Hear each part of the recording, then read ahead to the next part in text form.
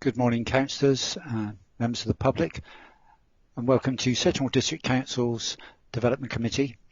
This meeting is being held under recent government regulations brought in to allow for remote meetings to take place and to allow for legislative decisions to be made.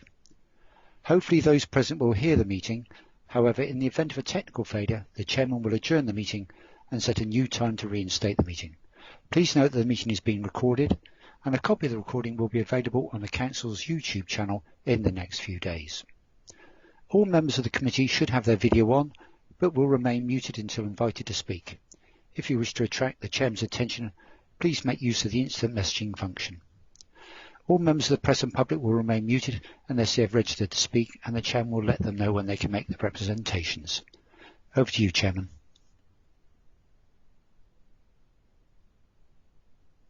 Thank you very much. Can I also welcome you to the Development Committee? I'm Councillor Filmer, Chairman of the Committee. Just to give you some background as to how we'll be operating this morning, we'll take each application in turn. The officers will outline the detail of the application, followed by the public speaking time. Members will then debate the applications and decide upon them. For members of the committee, just again to remind you, if you wish to speak, please indicate through the chat room.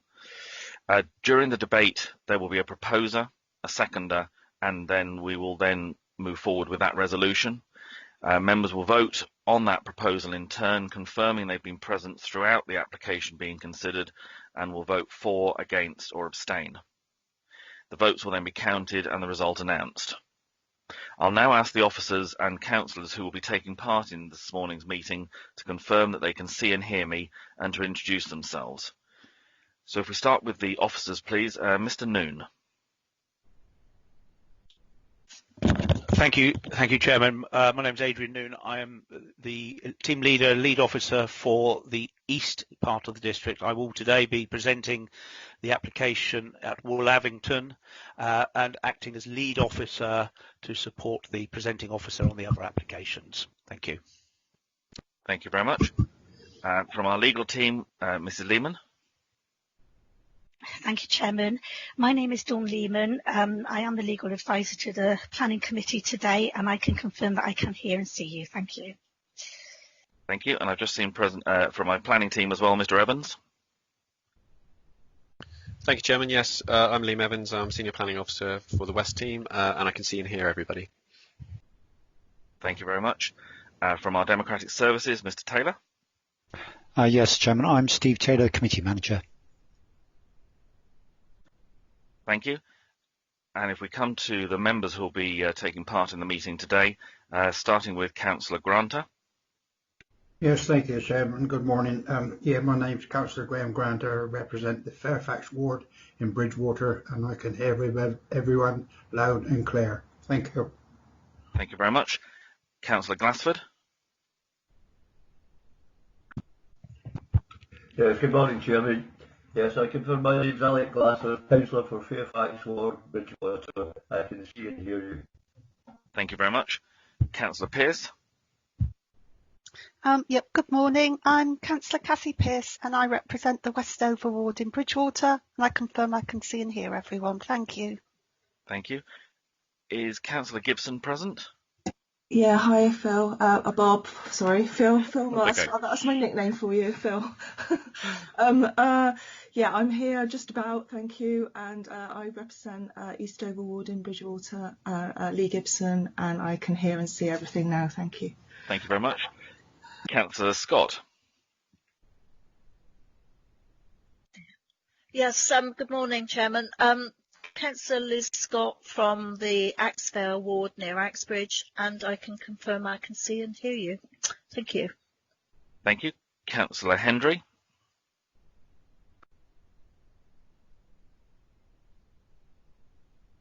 Is Councillor Hendry present?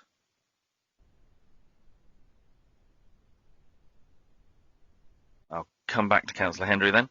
Councillor Facey. Yes, good morning, Chairman. Councillor Mike Facey, Burnham-on-Sea North. Can hear and see everything, Chairman. Thank you. Thank you very much. Councillor Murphy. Good morning, Chairman. Representing Mike Murphy, representing Burnham North. I can see and hear everything. Thank you. We'll come back to Councillor Hendry. I think you're now available.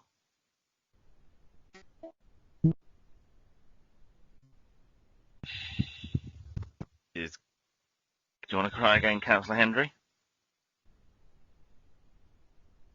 No, we seem to have some technical issues there. You might need to log off and log back on again, Councillor Hendry, just to see if we can clear that. Councillor Revens. Good morning, Mr. Chairman. Councillor Bill Revens from North Petherton Ward. Thank you very much. Thank you. Councillor Kingham. Good morning, Chairman. Yes, Stuart Kingham, ward member for the West Poldens, and I can hear and see you. Thank you. Councillor Bradford. Good morning, Mr. Chairman. Good morning, everybody. Councillor Alan Bradford representing North Petherton Ward, and I can hear you loud and clear. Thank you very much. Councillor Bolt. Good morning, Chairman. Brian Bolt, ward member for Cannington and Wemden. Can see and hear the meeting. Thank you. Is Councillor Perry present? Not at the moment. Okay. Councillor Grimes. Good morning, Chairman. Yes, Councillor Tony Grimes, Barrow Ward. I can see and hear everything. Thank you. Thank you. And I, myself, Councillor Filmer, I can see and hear the rest of the meeting. Again, just to come back to Councillor Hendry. Do you want to give it a try again?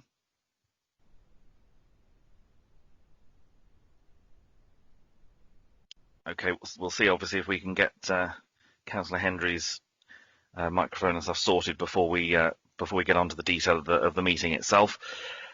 If we move on then, just to say that we obviously have with us a number of members of the public who have registered to speak and also to listen to our proceedings this morning.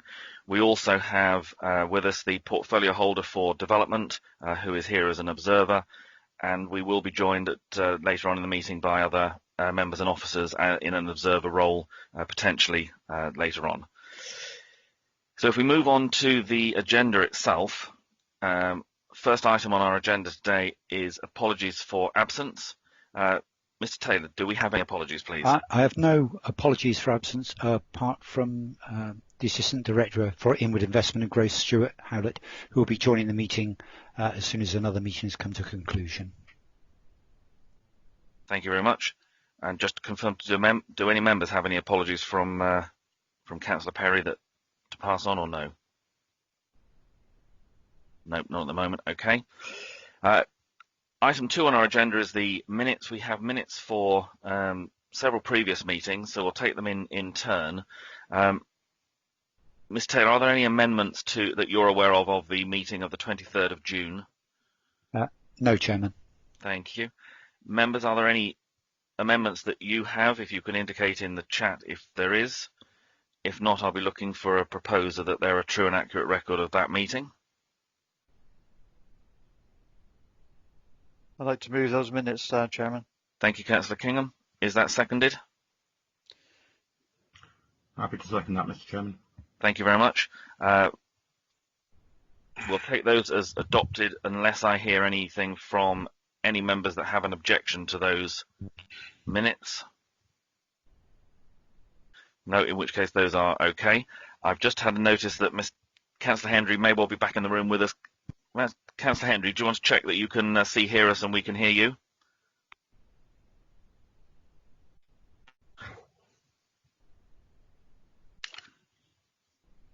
It still looks like we've got a technical problem there with you, Councillor Hendry. We're not hearing you. Okay, we'll carry on with the minutes for the moment and see if anyone from Democratic might be able to help Councillor Hendry. The next item is the 7th of July minutes. Again, Mr. Taylor, are there any amendments to those? Yes, Chairman. Minutes of 7th of July, minute 24, which lists the speakers. It's the last line of that, starting 33/20/0001, is to delete that last line as that item was pulled from the meeting. Okay. Are there any other amendments that any members have? If not, again, I'm looking for a proposer that they're a true and accurate record with that amendment that's been outlined by Mr. Taylor. Yeah, move those minutes, Chairman. Thank you, Councillor Kingham. Councillor Grimes? Yes, Chairman, happy to second that. Thank you.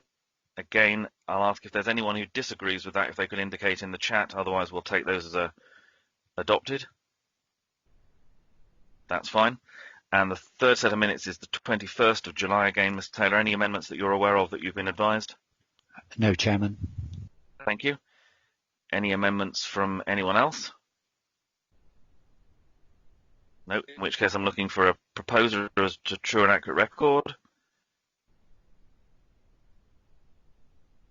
I'll move those minutes then, Chairman. Thank you, Councillor Kingham. And Councillor Grimes? Happy to second that, Chairman. Okay. Again, asking if there are any members that disagree with that, if they could indicate, please. Otherwise, we'll accept those again as a true and accurate record. That seems to be covered, so that's that adopted as well as a record. Again, Councillor Henry, do you want to try another time?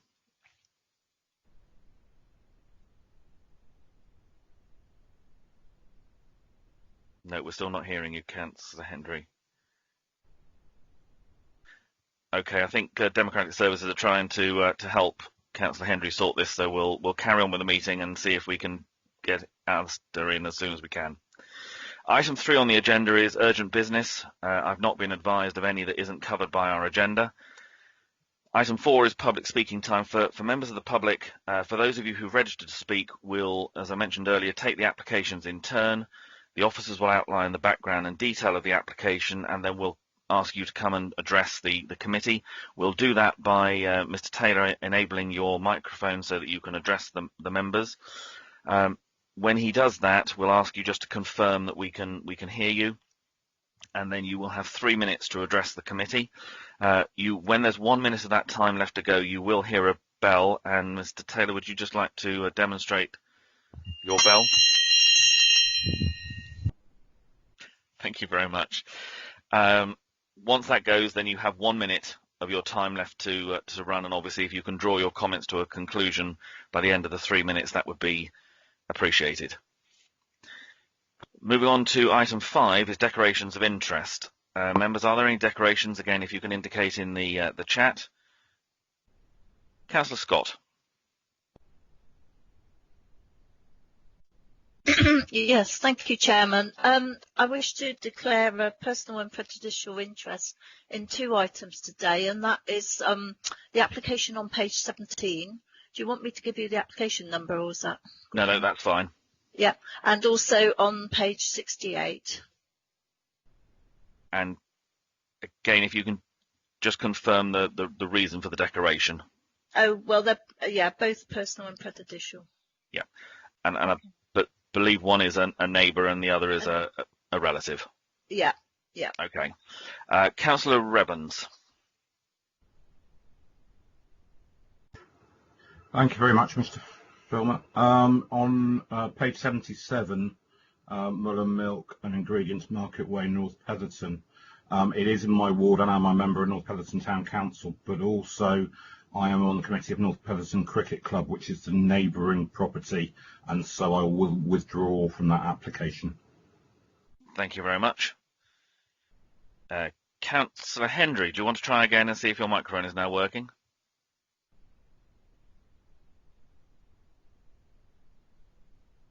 No, it still looks like we may have a technical issue there. Councillor Bradford, were you wanting to declare an interest?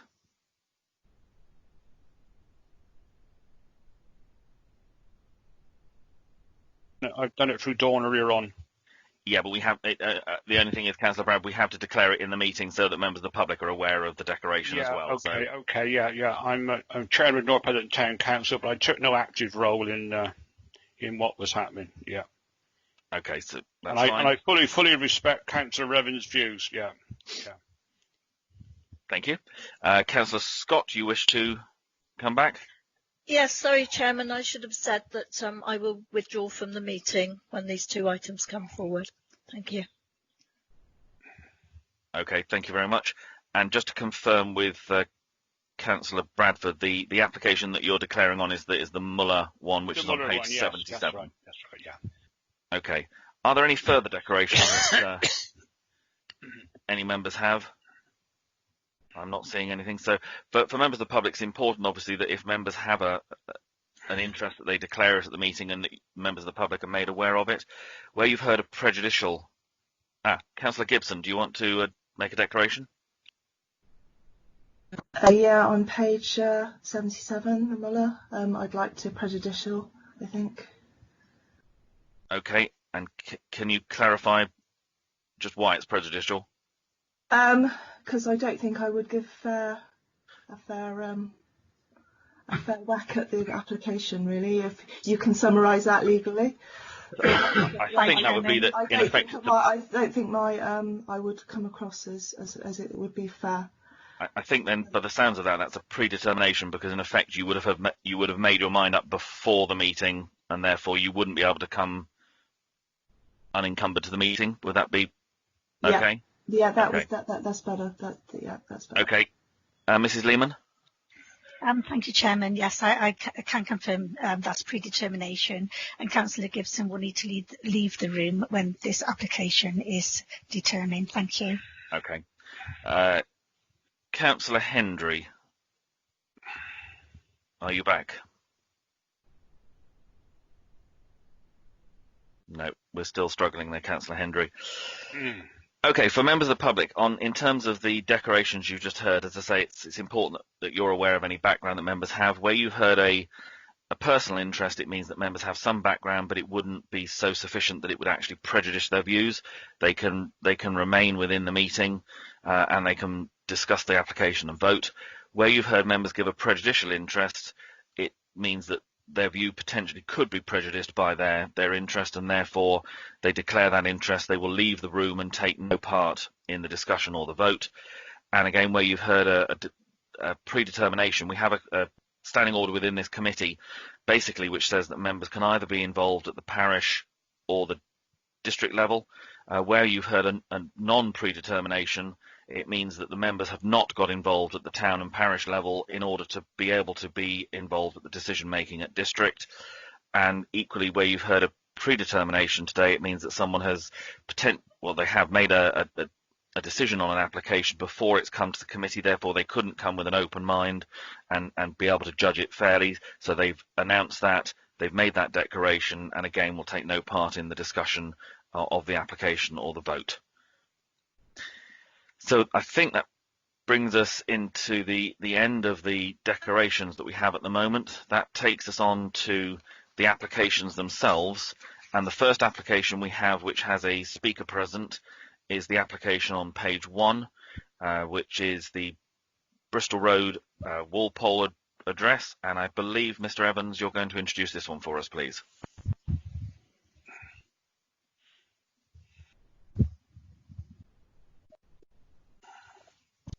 Is Mr. Evans Thank you, there? Chairman. Yes. No, thank you, Chairman. I'm just making sure that the application presentation is working. I was a bit nervous we'd lost you as well. So. I'm just making sure that we're able to present. So, yes, this application is for the British car auctions at Walpole to the north of Bridgewater. The application itself is seeking for permission for the extension of the existing car storage area into an adjoining field and for the erection of fencing and 21 lighting columns in association with that proposed work. It's also proposed to erect a single-story extension to the existing Valet building for vehicle imaging, which is located within the site itself. If we take members to the slide. So this is an aerial photograph of the site as it is today from Google. So the application site relates to this field here, the dogleg shaped here to the north and west of the existing BCA site, which, as you can see, covers a wide area along the A38 and further south. As you can see to the south and west of the existing site, the current HPC park and ride area, and further south off the photograph here, you would find the recently constructed service station, which comes off the Dunball Roundabout. To the north, you'll see Dunball Motors, and this is the A38 leading on to Paulet to the north. This is the application site outlined in red on the plan here. So the application site would see the extension of the existing car storage area from the existing site with access through to the adjoining field and the laying of tarmac and space for over 600 vehicles. The existing Valet building is located here with the pink square indicating the proposed single-story extension.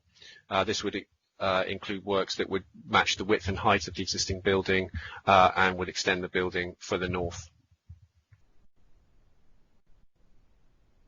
So this is a more detailed view of the proposal as set out in the planning application. The site itself will be laid out with a high density of parking spaces, with all within the field. The application has been amended in terms of the previous submission, which was withdrawn last year.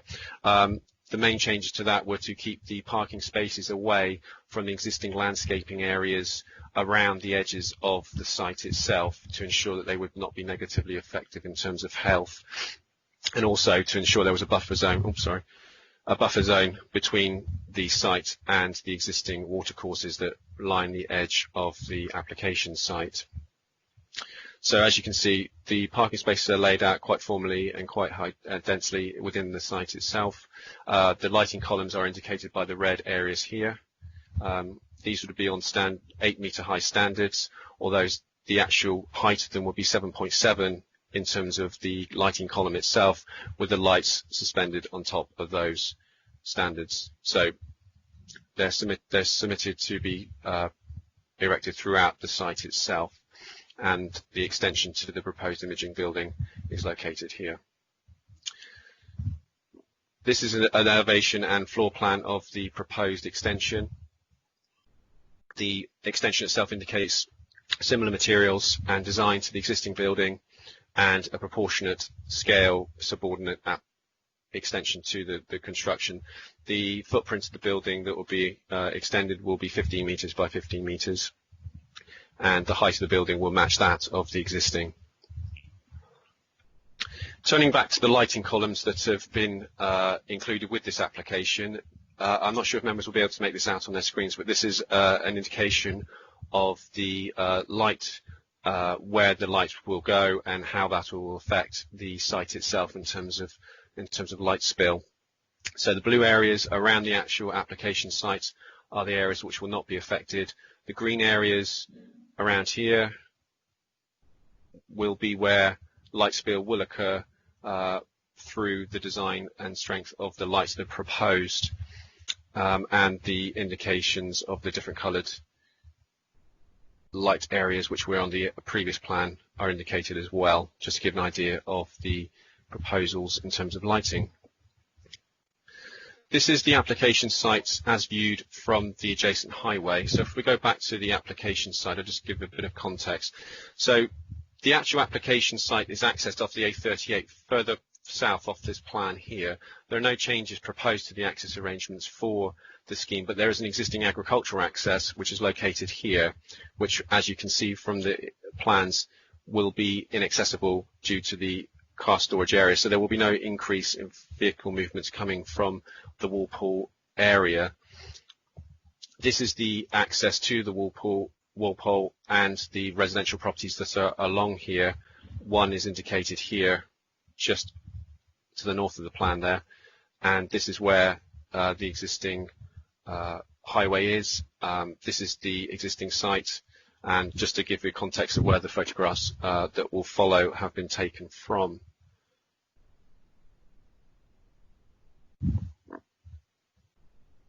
Right, so this is the existing agricultural access. You can just about make out the imaging building behind the trees there. This is a view off the highway. This is a view of the north boundary. So as you can see, there is existing trees and hedgerows planted along the boundaries of the site. This is the application site here. It is proposed to include a condition which would see the increase in landscaping along the boundaries of the site. The landscape officer has pointed out that a number of the trees and landscaping is suffering from Dutch elm disease, and it's considered appropriate that these are replaced with indigenous native species. This is a view further south of the site. So the L-shaped layout of the field, as you can see, goes round to the back behind the trees and hedgerows here. The imaging building is here with the extension coming out this way here. We've had no objections to the application in relation to the imaging building. There have been no concerns regarding its size, its height, or its design, or its impact on the amenity of the surrounding area. This is a view of the nearest residential properties opposite the existing agricultural site. We've had a number of objections raised to the application in respect of its impact on the amenity of nearby properties. This is mainly in relation to noise and the impact from the proposed lighting columns. The nearest property, incidentally, is located approximately 30 metres away from the nearest lighting column, which would face into the application site rather than facing outwards to the boundaries shared with any other properties in the area. It's recommended that the condition in relation to lighting is strengthened to ensure that there will be no light spillage and the impact on nearby residential properties can be minimised.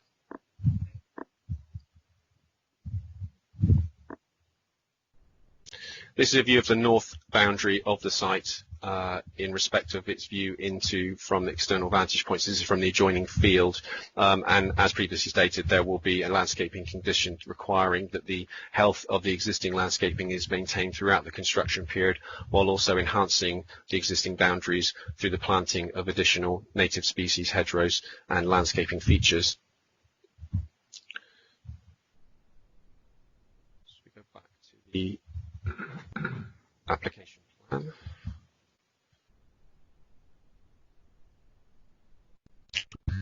So in terms of principle, the application would see the extension of an existing business site within a rural area. It's considered that the application in principle complies with policy D16 of the local plan, as the extension of the car parking areas is considered to be appropriate and subservient to the existing scale of the site.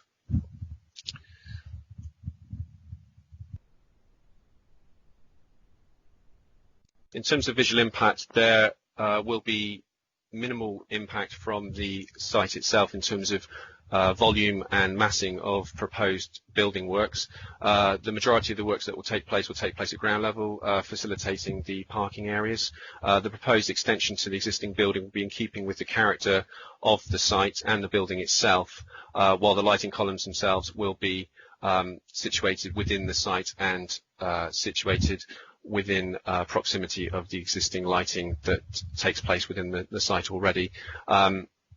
In terms of the wider views of the area, the proposed physical alterations to the site will not have far-reaching impacts in terms of wider views and the character of the surrounding countryside.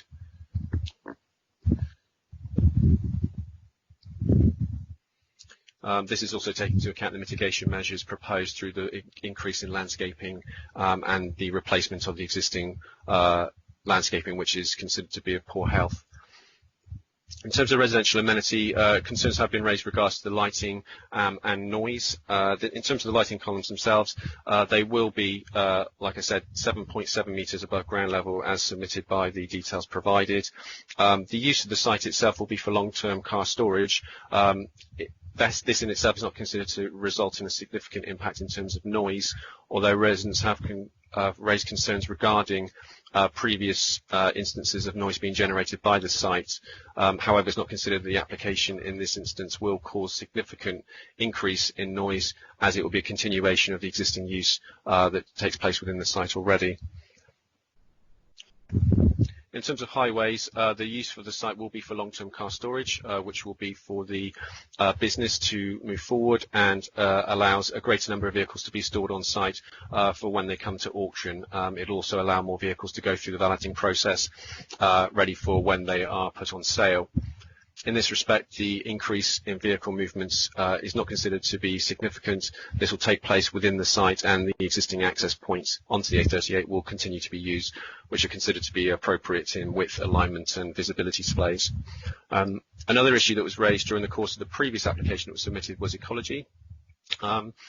The application has been with us for a while, and this was with a view to obtaining further information regarding ecology, particularly in respect of the adjacent ponds, which are located here and here.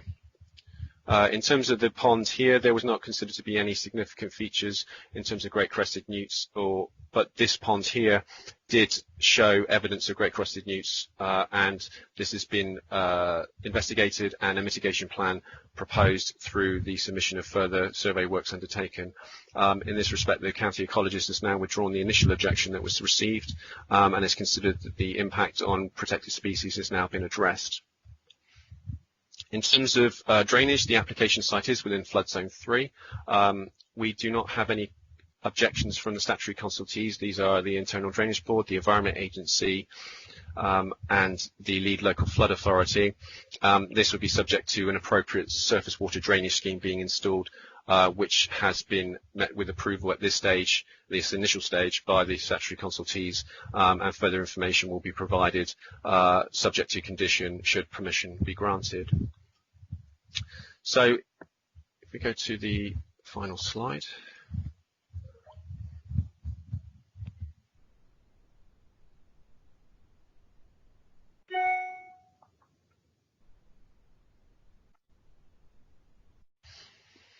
Okay, so in summary, the proposal is for the extension to the north of the existing building in terms of the imaging building, and this, as I've explained, results in a development which is appropriate in design, height and materials. The proposed change of use of the agricultural field will involve the laying of hard surfacing and the erection of 21 lighting columns, as well as new boundary fencing to the external boundaries. The site outside development boundaries, but would result in the extension of existing business, which in principle is considered to be acceptable and supported by planning policy. The scheme would retain and enhance the existing landscaping along the boundaries of the site with a view to enhancing the natural landscaping features, improving biodiversity, as well as mitigating any visual impact from the development, which is considered to be minimal in this instance. The proposed lighting columns themselves will not give rise to significant impacts on residential amenity. The proposed condition 13 of the report is proposed to be amended with a view to increasing the strength of the condition to ensure that the impact on residential amenity, the harbour master and biodiversity elements will all be considered and submitted within a scheme that will be submitted prior to construction of the lighting columns themselves. It's considered the ecological issues have now been addressed through the further work that has taken place following the actual application being submitted, and the county ecologist has recommended a number of conditions which are proposed. And the site is located within flood zone 3, but we have not received any consultation objections from the statutory consultees, and it's considered this will be acceptable subject to the implementation and maintenance of the proposed drainage scheme.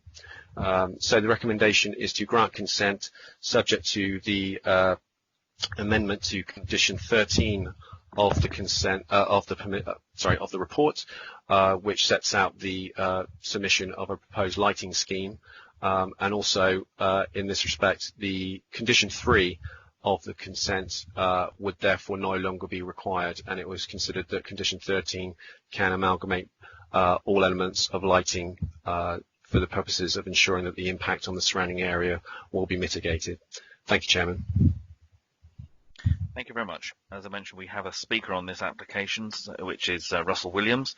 Mr. Taylor, if you could enable Mr. Williams's microphone, and Mr. Williams, if you could just confirm that it's working. Yes, morning, Chairman. Thank you. Terrific, thank you. Again, just reminding you, you've got the 3 minutes, and you'll hear the bell when you've got 1 minute left to go. Start whenever you're ready, please. Thank you, Chairman. We've worked closely with your officers and associated specialists throughout the process of this application, and I'm very pleased to see it before you with a recommendation of approval this morning. As members will be aware, British Car Auctions is a well-established business within the district and an important source of employment and economic activity in the area, with the business having operated from its Bristol Road premises since the early 90s. The business continues to be successful, so much so that there is increasing demand to improve the efficiency of the site operations to provide better stock processing and service delivery. There has been a long-standing need for additional vehicle storage and processing space, and it is now critical for the future of the business to satisfy that demand. Regarding the principal development, Local Plan Policy C16 is clear that the expansion of existing businesses will be supported, and with the application site lying immediately adjacent to the existing premises, the land provides an excellent opportunity to satisfy the business needs. You will have noted that there are no objections raised by your officers or technical consultees, including the Highway Authority, Biodiversity, Environmental Health, Flooding and Drainage Specialists. Visually, the site is screened by existing hedgerow and trees, all of which will be retained and reinforced in order to ensure that the use of the lands remains secluded within the wider landscape. We have gone to great lengths to ensure that the development will not adversely affect matters of material planning relevance, most notably wildlife in the area, and we are pleased that all of your professional consultees are satisfied that the development impact is acceptable. We've acknowledged the concerns raised by the neighbouring residents, but as your officer has confirmed in their assessment, the impact of the development upon amenity in the area is negligible and can be controlled by the use of enforceable planning conditions. Members will be aware that this council has previously granted planning permission on the adjoining site for the Hinkley Point C transport hub, and the impact of the development before you is equally acceptable in our opinion. The development will provide increased economic activity at BCA Bridgewater and may create additional employment opportunities. It will facilitate the future of the business within the district, retaining and enhancing employment opportunities which should be supported by the council. I therefore respectfully ask members to support your officer's recommendation this morning and to grant planning permission for this development. Thank you.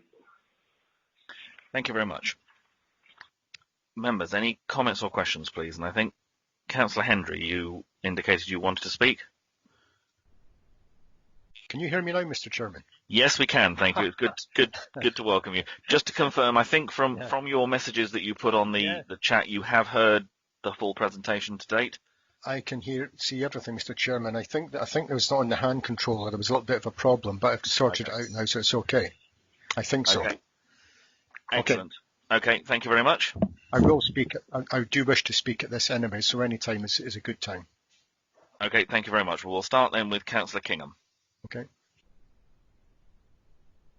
Yeah, thank you, Chairman. When I first looked at this application, I had a number of concerns, but I think with the presentation from the officer, I think a lot of it has probably been built into the application regarding drainage, because obviously this becomes a very large area of tarmac. I'm not sure whether this is in a flood zone or not. I noticed on the agenda that the harbour master had made a comment regarding the glare from the lights, but hoping that the type of lighting they have alleviates that. Existing landscaping, it's good to see that they're going to enhance the existing landscaping for the future. The only other item I was interested in, obviously if they're going to extend the amount of cars stored, will they be having more auctions, and if so, will this increase the number of customers, and what will happen with their parking? Is there more provisions for customer car parking? And I'll reserve my right at the moment on the application. Thank you. Mr. Evans, can you address the queries raised by Councillor Kingham? In terms of customer parking, we don't have any proposals for customer parking increases within this particular application. The application itself relates purely to the increase in storage of vehicles. In terms of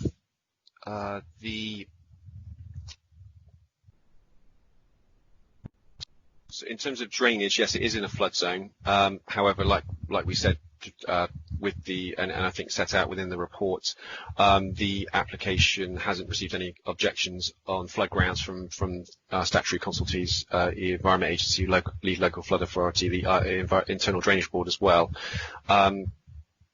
And with respect to the lighting, yes, we did receive a comment from the Harbour Master regarding potential impact on the navigation of vessels through the River Parrett. However, as I've previously stated, we are looking to firm up Condition 13 in respect of taking that into account, so that we can then have regard to not only biodiversity but also the amenity of residential properties and also the navigation along the River Parrett as well. Hopefully that's acceptable. Thank you, Chairman. Thank you very much. I have a number of speakers who've indicated. I've got Councillors Hendry, Revans, Pearce and Bradford.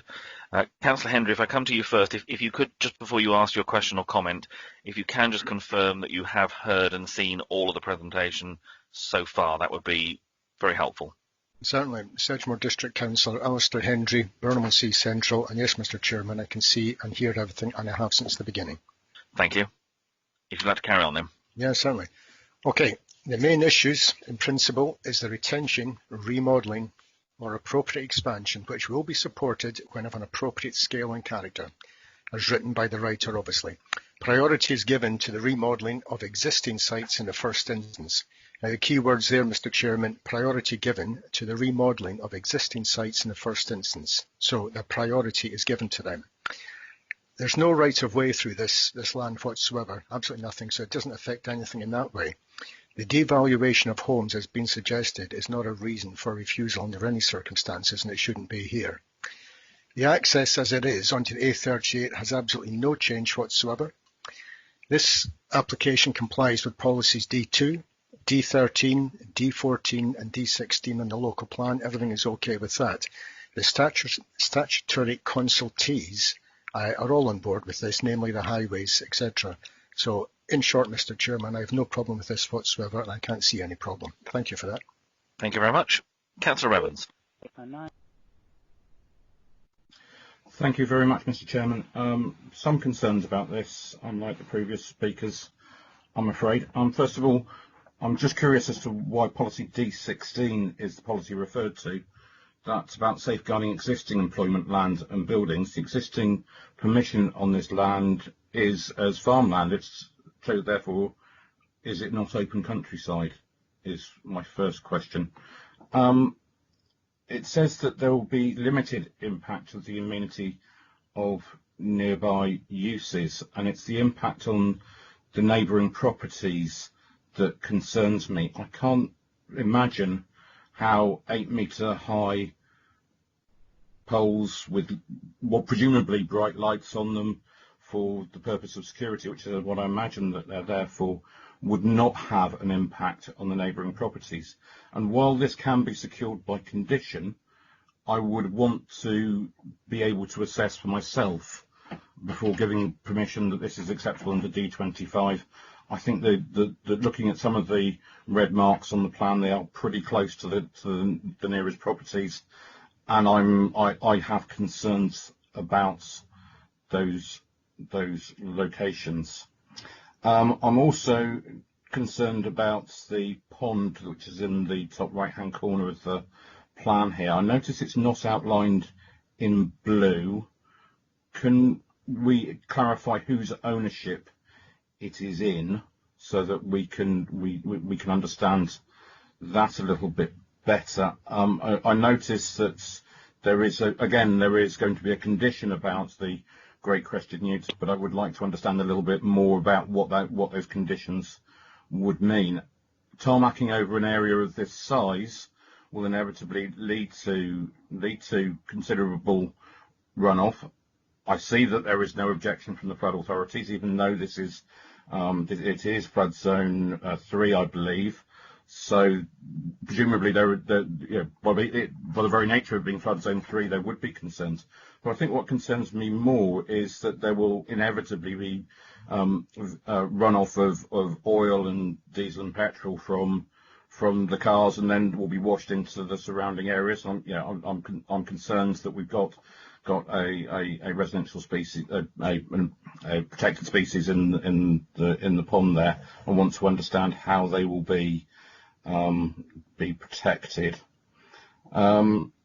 I'm also interested on the impact of the lights on any bats that might be living in the area. I note, by the way, that condition 4 refers to cars floating off in the event of a flood. I would like to see something about the more likely event, which would be car fluids running off. And I'd love to know what newt-friendly curbing was, because I've never understood. It's a phrase I've never come across before. There are all sorts of unanswered questions in this application, and that concerns me, that some of the main reasons for why I would object, particularly around D25 about amenity on neighbouring residents, we don't have the answers yet, and to me that is concerning. That I wouldn't want to vote for something that I can't sit down and say no, this will not affect the neighbouring residents. Thank you very much, Mr. Chairman. Thank you. Mr. Evans, are you able to address the queries that have been raised by Councillor Evans? Yes, in terms of the policy, yes, unfortunately the policy referred to in the report is a typo. It should be D15. which relates to economic prosperity, and specifically within the policy, it refers to the retention and expansion and remodelling of existing businesses within their current locations. So yes, apologies for that. The incorrect policy was referred to within the report. It is quite clearly D16 is referring to the retention of existing employment land and buildings and safeguarding their future. In respect of the other queries, yes, I mean, we do have a number of conditions attached to the application recommendation, which are seeking to provide further information post-decision, and these would be referred to the statutory consultees who have recommended them, and would be in a position to determine the acceptability of the details submitted. As I said, we are looking to amend the lighting condition to ensure that that can be firmed up and provide the necessary mitigation and protection that D25 would seek to provide in respect of the impact on residential amenity. In terms of the pond, we do not have information about the ownership of the pond. However, the application has been supported by an additional Great Crested Newt survey in respect of that pond, and the mitigation measures set out within the Great Crested Newt survey and the mitigation proposals are seeking to install newt barrier fencing around the outer edges of the site and providing grassland buffers to both the interior boundaries of the site and the exterior boundary of the site along the north and west boundaries as well. So with a view to ensuring that the findings and the mitigation measures that have been proposed by the employed ecologists can be installed and thereafter maintained for the duration of the development being on site. If there's anything else I can help with, please let me know. Councillor Evans, was there anything that you wanted to come back on? Yeah, I'm quite surprised it's described as a typo. I actually thought it was quoted in the report on just where we've got the main issues and principles. It actually quotes policy D16, so I wouldn't describe it as a typo. I would just say that it's incorrect. It's not quoting policy D15 in that paragraph. It is quoting policy D16. So I think we need to be clear that if we're putting together reports, they need to be quoting the correct policies and referring them. So I've been studying this and trying to understand the points that you're making, obviously looking at the wrong policy. Mr. Williams, in his, we are looking at policy D15. Mr. Williams referred to there may be increased employment on this site. I'm not looking at the documentation. I couldn't find any numbers or any indication of what the improved employment on the site would be. I wonder whether you could help us with that, please. If I come to Mr. Evans and then Mr. Noon. Mr. Evans? Yes, the application itself is set out that is a direct result of this proposal. There will be no increase in employment numbers directly as a result of this, but it's looking to improve the workings and the efficiency of the business, and while that has been speculated within supporting information that there may lead to increased employment across the entire site, as a direct result of the works that are being proposed, there would be no job creation as a result. And yes, that's the information that we have to hand at the moment. Thank you, Mr. Noon.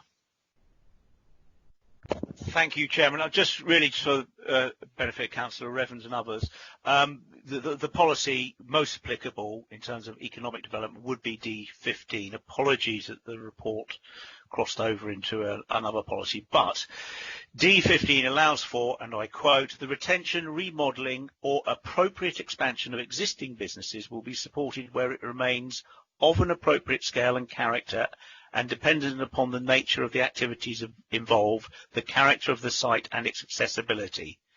Then we go on to the bit about the priority should be given to the redevelopment, remodelling and or enhancement of existing sites in the first instance. Now clearly with the nature of BCA's business, selling cars, there is a storage need for stock as it comes in. That is inevitably, given the nature of the business, quite a land hungry need. We are satisfied that they cannot accommodate this extent of parking within the existing site. So we come on to then to determine the proposal on the basis of a presumption in favour of the expansion of an existing business, subject to its impact on the character. That is then sort of addressed in Liam's report in depth. There are a lot of issues raised here in terms of amenity and on ecology, and this is reflected in the lengthy and many conditions that have been recommended by the technical consultees, which we are satisfied would safeguard the various interests of this site. The one point I would possibly suggest that we may need to consider just adding in specifically to the drainage condition, which is the very lengthy condition number 7 on pages 11, 12 and 13. Clearly, I think it's in there. It would be captured on one of those points, but I think we could add a specific point to say that we want to see details of oil interceptors and everything else such that the surface water would need to pass through from an area of tarmac where cars are parked. There would naturally be an oil interceptor in there, but I think we can add that point to make that clear, that we would be picking up any contaminants that are sort of washed up by the rainwater. Inevitably, wherever cars are parked, you get a small element of that. So if we add that in there, I think we cover that point that was specifically raised. Thank you. Thank you. Sorry, may I come back on that point, please, Mr. Chairman? Yep. Thank you very much. If you look at policy D15, it reads, employment proposals will be supported. If there is no employment from extra employment, which Mr. Evans has conceded, is this therefore an employment proposal? Mr. Noon? Yes, I would say it most definitely is. It is an existing business that employs people. The policy does not require the approach, when considering the retention, remodelling or appropriate expansion of existing businesses, it does not require that creates a job as part of that expansion. It is about safeguarding and promoting the, for lack of a better word, an existing business. Inevitably, businesses will want to expand. They don't necessarily employ additional people as a result of an extension onto an adjoining site, and we certainly wouldn't want to be sort of looking to drive businesses away or making decisions that have the effect of driving businesses away simply because they need more space as they develop, even though that doesn't result in another job being created. So I think the detail of the D15 doesn't demand that a new job be created. We are looking at, it is simply the expansion of the business, and can that be safely and appropriately accommodated given the scale and character of the locality? So those, I would say, are the material planning considerations. Thank you. Thank you. I have a number of other speakers at the moment. I've got Councillors Pearce, Bradford, Gibson and Murphy. So if we start with Councillor Pearce. Thank you, Chairman. I think when any development is expanding onto green open space, the bar needs to be set really high in terms of protection and whether it's really required. And I have to say, listening to the debate, I do wonder, so when an organisation has outgrown its space, whether they should be considering, or we should, as an organisation, should be supporting them to move to a larger brownfield space, rather than encroaching on green open space, especially in flood zone 3. But specifically around policies, I too share many of, or all of Councillor Evans' concerns, particularly D25 protecting residential amenity, along with the potential light pollution. This is a space here which will be accommodating up to 600 vehicles alongside some residential properties, and I cannot believe that is not going to generate significant traffic generation. In terms of the flood risk, policy D1, I too was really concerned when I read on page 11 of the report that a suitable boundary fence will be installed that will prevent cars from floating off the site during a flood event. as detailed on page 8 of the submitted flood risk assessments. And I'm surprised that there's there's support from the statutory organisations about this. And to be honest, although Mr. Moon has suggested an additional condition, to suggest that as an afterthought almost, with no details for us to consider how effective that might be, I really don't think is acceptable for the potential harm that could be caused from petrol, oil, diesel leakage on a site with up to 600 vehicles.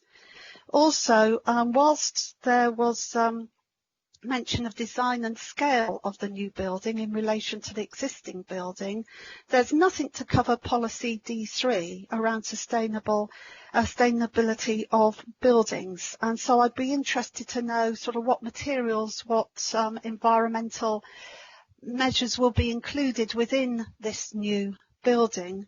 And I'm really pleased that the issue around job generation has been clarified, because I think the information we were given has been slightly misleading to me anyway. So it's good to clarify there actually will be no new jobs generated from this extension. But thank you. Thank you, Mr. Evans. Were you able to address any of the issues there? Yes, in terms of the extension of the existing building, this will match the materials of the existing building. So it's basically going to be profile sheeting, steel cladding to the exterior of the building. We don't have any detailed floor plans of the building itself, but I imagine it's an open space where vehicles will go in there and they'll be valeted and prepared, ready for when they are auctioned at any given point during the working week. In respect of the drainage issue, yes, we don't have any objections from the statutory consultees. The condition as recommended by the lead local flood authority, as set out under condition 7, does at the moment refer to details. It sets out the third bullet point from the bottom of the page, sets out the details of the proposed method of treating surface water runoff to ensure no risk of pollution is introduced to the groundwater or watercourses, both locally or downstream of the site, especially from proposed parking and vehicular areas. So as far as the statutory consultees are concerned, they have considered that, and it was recommended that further details are provided in respect of how that will be dealt with in terms of ensuring that pollutants do not enter the watercourses and groundwater. So yes, in terms of that, and I believe that was it, I think. Okay. Thank you very much. Councillor Bradford. Thank you very much, Mr. Chairman. Not an easy site to get everything right. Difficult site. You're on flood zone 3 straight away. Drainage, always going to be an issue along there. I know the area very, very well. It's bound to be an issue. And also amenity and ecology. But a lot of things have been addressed, and people seem to have gone out of their way to address a lot of these things regarding the newts and the natural amenities and all that seem to be sorted out. There's one thing that really concerns me: the lights. Why they want 21 lights to start with? Is that an overzealous approach to 21 lights? It's because whatever you do, lights will have an impact upon people and everything when you think about it all, right? And I just wonder where the lights could have been cut back in one sort of respect, and that would have appeased me in from 100% hat behind this planning application. But I can understand 600 cars, or what does the future hold for motor cars? Everybody's on about climate change, and we're organising meetings at every parish and town council for climate change at present, and I just wonder what the future is of some of all these things sometimes. We have to be very careful, I think. Very, very careful. So I'm going to reserve my opinion regarding it all, Mr. Chairman, but I have got one major concern, and that is the lights. Thank you. Thank you, Mr. Evans. Can you address the issue of the lights numbers? In terms of the lighting numbers, the site plan that's been submitted indicates that the lighting themselves will be set out predominantly equally across the entire site. This was the view to providing security and ensuring that I guess that the site itself is illuminated for those purposes. The application as submitted, we'd obviously determine the application as submitted the application, it came with 21 lighting columns. We haven't sought any amendments during the course of the application to reduce that, but obviously I hear members' concerns about that. Thank you, Chairman. Thank you, Liam, for that. Thank you, Liam. Councillor Gibson. Yeah, thank you. Hello. I'd like to know what time the lights go off at night for the ecology around the area, what time they get switched off. You throw in biodiversity all the time, but this is, to me, this just looks like a big car wash. You're concreting over flood zone 3. The boundary is right up to as far as it can be, with the water course there, and the pond that hasn't really been investigated, I don't think at all. There will be light pollution, noise pollution, car fume pollution, the valeting, the water that comes from there, that is constant use of water to wash these cars. And where is that going to go? I know that's been addressed a little bit, but I don't really think it is. I think we're just guessing.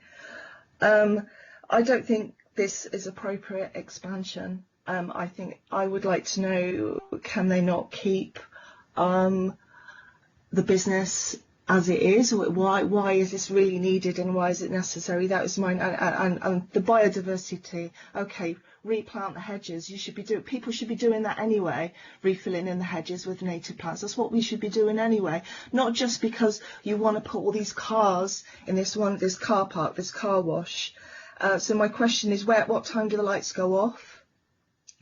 And really, is this necessary for the business? To continue the business, it probably is. If it can afford to do this, I should imagine the business is making enough money as it is. Maybe, I don't know. Maybe that's the way I see how businesses work. If you can afford to invest like this, you must be probably making enough. Don't know. Thank you. If we start with Mr. Noon and then come to Mr. Evans. Mr. Noon. Yes, just on the sort of the point about the alternative options for this business. Well, yes, they're clearly doing. They're doing. I would guess they are doing well, and they're wishing to invest in their site in Sedgemoor. The starting position is something that we welcome strongly under our outlook on economic development and the supportive policies that we have for that.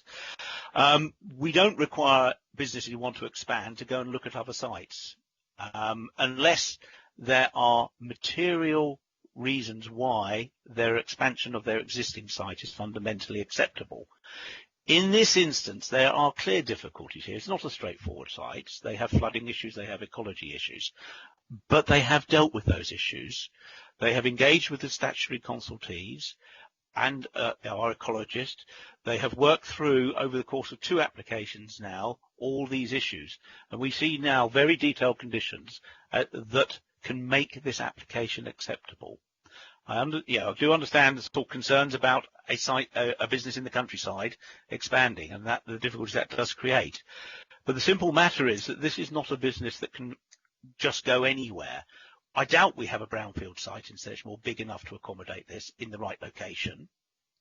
That number of cars parking in an urban situation, would cause a different set of problems. The access to the site is good. It is close to the motorway. It suits this business model. I doubt there are many other sites suitable, and we don't have the policy hurdle that demands that they look elsewhere before expanding on their own site. In terms of the impact on the neighbours, it would seem to me that the primary concern here is the potential for light pollution. Now, we are suggesting that condition 13 be beefed up quite substantially so that it covers all 3 areas of concern that the lighting generates. That will be on the ecology and the bats. That will be on the neighbours, and in the background, the harbour, the safe operation of the harbour. Between those 3 considerations, I would expect that lighting to be very, very tightly controlled. And yes, that may well include at hours of operation on the lighting for the ecology and for the residential amenity. So that, I think, would come out of that. I cannot predict the outcome of that and say what the timing will be. But we will obviously be mindful of the hours of operation of the business. And we would have to look to that across the wider site to make sure we tie in with that. But yes, the hours of operation would be looked at through that lighting condition. Thank you. Thank you, Mr. Evans. Was there anything you wanted to add to that? Yeah, well, the lights go up and they're there, aren't they? Whatever conditions, they're there, and it's a car wash. It's a car wash with lots of lights that are going to be on all the time, by the sound of it. And you're tarmacking or concreting it over flood zone 3, and this shouldn't be happening. This should not be happening now. We have enough meetings. We know enough information about what we are doing to this world, and everyone then people aren't listening, and it's things like this that get passed that damage the environment, and it's got to stop. Thank you, Mr. Evans. Is there any comment on? No? Yes, Chairman. If members are mindful and concerned regarding the lighting, we can always add it as part of the, as Adrian put it, the beefed up condition for condition 13 in respect to the lighting, and seek to approve the time limits of when the lighting will actually be on, so that we have something to enforce if necessary at a future date. Okay, if we can just hold for just one moment, I'm led to believe that we may have lost Councillor Bolt. Just want to see if we can get him back in before we go any further. Councillor Bolt, are you with us? I believe I am. That's fine. I haven't missed anything. I did blink. Okay, no, that's fine. We're glad we haven't lost you. Okay, Councillor Murphy. Thank you, Mr. Chairman. I am caught with this whole project. It certainly, in terms of lighting, and I'm a lighting man, there are ways in which we can mitigate lighting by making the light, the actual display of the light, asymmetric, so it only shines in one direction. But the principle for me is that this is, to my mind, really an overextension. It's an overdevelopment of the top right-hand corner. It's not so much the back corner, which is away from the settlements, but in that it seems to me as if they've just extended far too much into the top right-hand corner around what you call the lake, where the great crested newts are and so on. And for the gain that they're getting with so few cars in that area, the bulk of cars are in the strip to the left and the top part, but the top right-hand side with the lake is the source of a great deal of upset and concern. We are facing, over the next 10 years, also, so that's the first thing I wanted to say about this overextension to the right-hand side the top part of the inverted L, the right-hand side. Where the lake is, they're really gaining nothing in that area. They could easily fence that off and remove it, and it would remove the threat to the great crested newts, which in your document that you sent to us, it does talk about killing. They will be killed by the light mainly. It talks about an offence to the bats, and there's no real protection here. I don't know are we losing? Okay. I'm also looking at the whole question of pollution on policy D24, light pollution, noise pollution, and air pollution. And we are going to witness in the next 10 years the absolute rush for car companies to meet with their obligations by 2030, and that means the constant and volume disposal of diesel cars. So this whole area will be full of diesel cars and being moved around, parked, 600 cars moved around, parked, reparked, etc., with fumes. And this area is very close to the settlement, and I think that is where the threat is.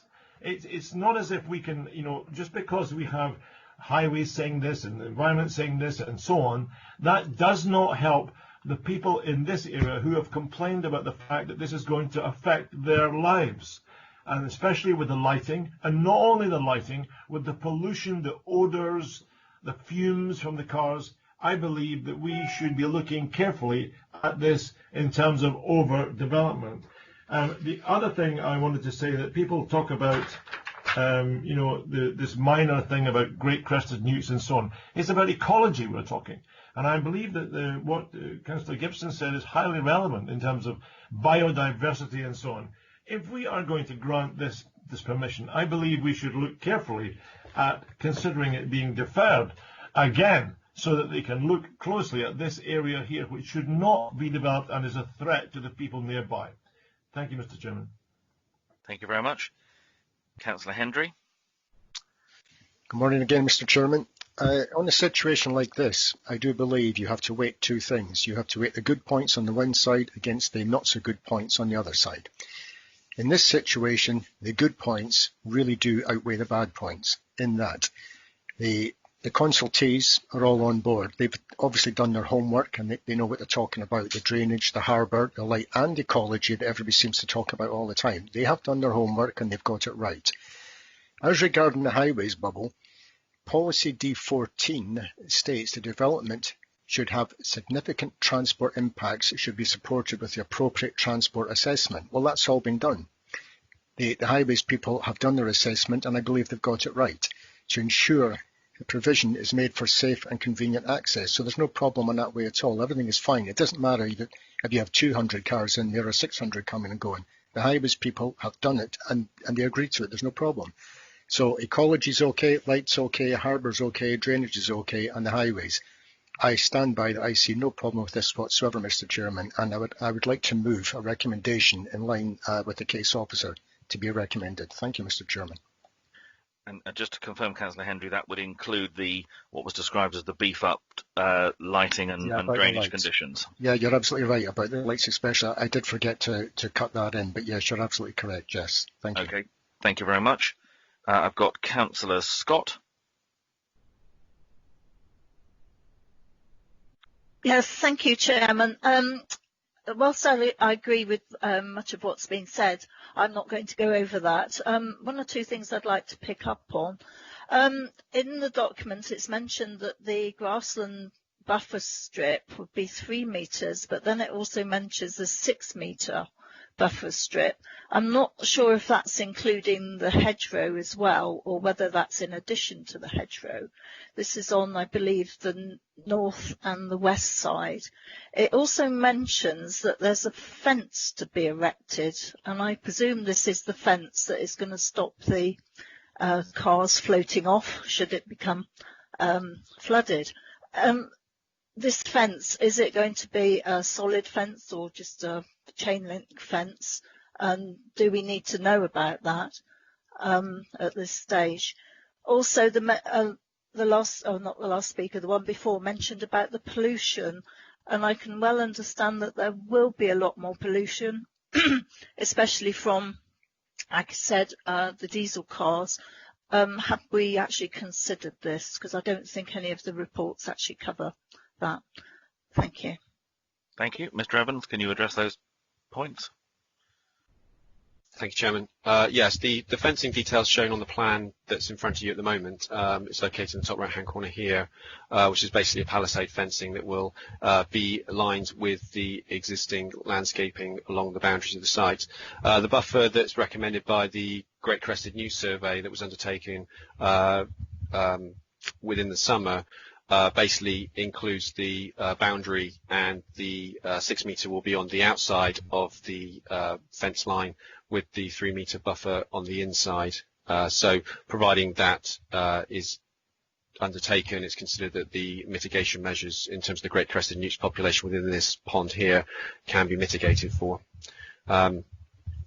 So yes, in terms of that, I mean, I believe that forms part of the recommendation as well, which is listed under conditions 9, 10, 11, and 12 in terms of the Great Crested Newts issues, and we also have a landscape and ecology management plan to be submitted and approved by the local authority as well, in consultation with the county ecologist on that side of things as well.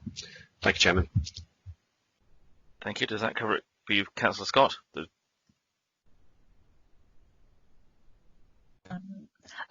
Yeah, that covers that. Thank you. That's a good explanation. The other thing was about the pollution. I don't know if anyone's considered possible pollution from the site. Mr. Evans? In terms of the pollution, I think we've obviously we're looking to amend conditions 7 and 13, 7 being the surface water drainage details, and I think if we emphasise the point about oil interceptors and pollutants from the vehicles themselves, which is obviously hinted at within the condition as read now, that should direct attention to possible pollutants and how that will be dealt with successfully within any drainage scheme that's submitted to us. Thank you, Chairman. Thank you. I've got Councillor Grimes.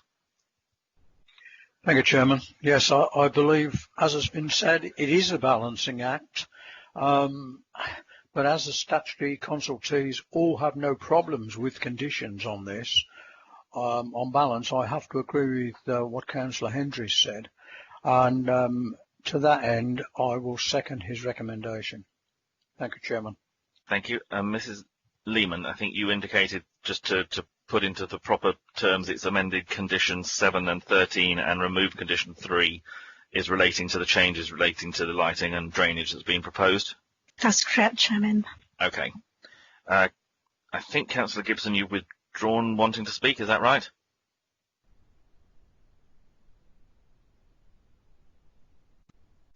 Yeah, I think I better stop. Okay. Councillor Kingham, you've indicated? Yeah, thank you, Chairman. No, I was obviously it's a very delicate site, but with all the conditions, etc., and that's been put in place, and all the consultees are happy, I would go along, and I was going to second the recommendation, but Councillor Grimes beat me to it. Okay. Are there any other comments or questions that members have before we move to the vote? I'm not seeing anything, so we have had a recommendation moved and seconded to grant permission subject to those amendments to the conditions relating to drainage and lighting. We'll come around to members in turn for their votes, and again, if you can just confirm that you've been present throughout the presentation and debate. We'll start with Councillor Granter. Yes, thank you, Chairman. I can confirm that I've been present at the whole of the debate. This is quite a difficult one for me to do because I haven't really made up my mind. There's things for and there's things against, and things that's against I'm not happy with. So on this occasion, I'm going to abstain, I'm afraid. Sorry. Thank you. Councillor Glassford.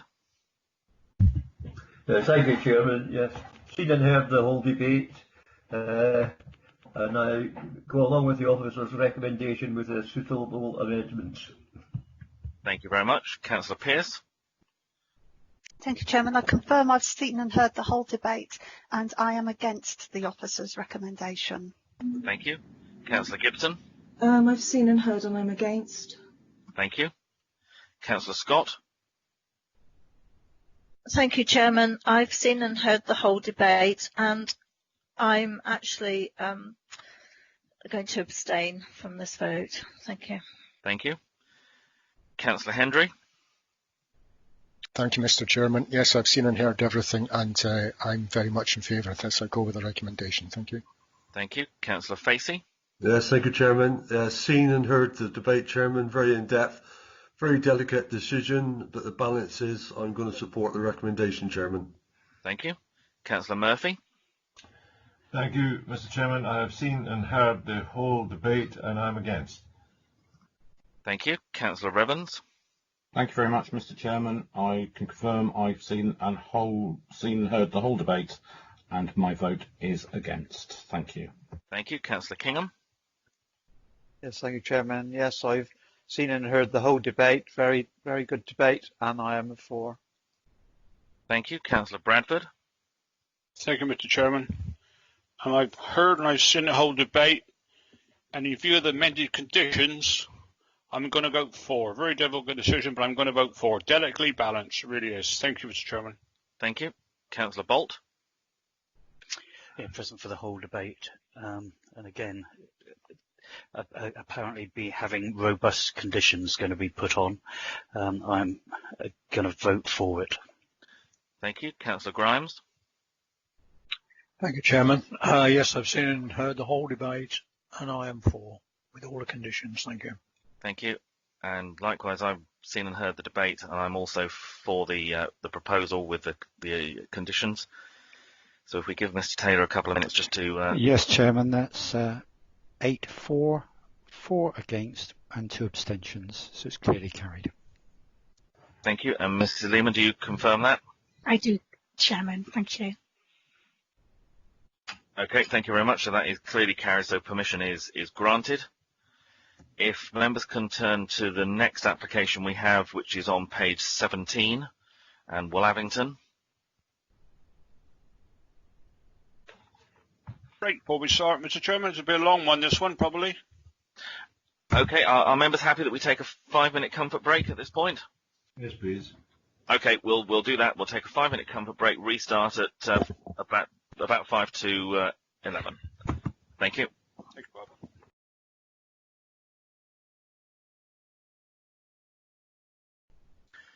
Right, members, I think that's time for us to make a start again. If I can just come round to members, make sure everyone's back in the room, just to confirm you're present. Councillor Granter?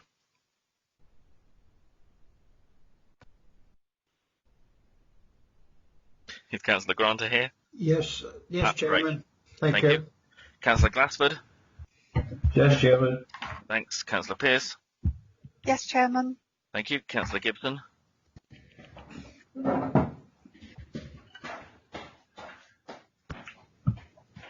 Come back to Councillor Gibson. Councillor Scott has left the room because of her interest. Councillor Hendry? I'm here, Mr. Chairman. I can see and hear you. Thank you. Excellent. Councillor Facey? Present and correct, Chairman. Thank you. Councillor Murphy? Present and correct, Mr. Chairman. Thanks. Councillor Evans? Yes, thank you. I'm back. Thank you. Thanks. Councillor Kingham? Yes, present, Chairman. Councillor Bradford? Present, correct, Mr. Chairman. Councillor Bolt? Present, Chairman. Thanks. Councillor Grimes? Yes, Chairman. Yeah, I'm here. And going back, just Councillor Gibson?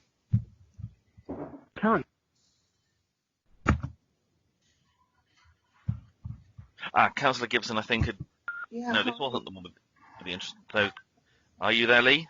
Yeah, thanks. Oh, great. Thank you very much. So that's everyone back who can be. So if we make a start then on the Woollavington application, which is on page 17, and Mr. Noon, would you like to take us through this one, please?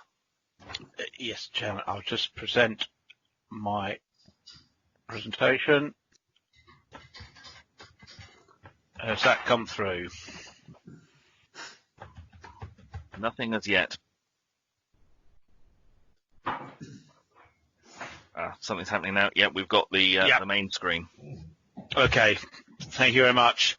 Hopefully the technology will bear with.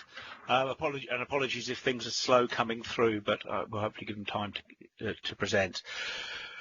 This is an application. It's for residential development at Woollavington Hill on the south side of Woollavington. It's a hybrid application, meaning we have an element in full for 100 dwellings and an element in outline for a further 75 dwellings. A new access will be provided from Woollavington Hill to serve both parts of it, but the outline element, all other matters are then reserved for subsequent consideration.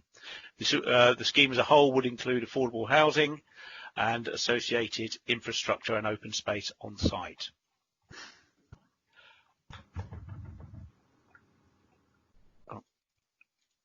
To go to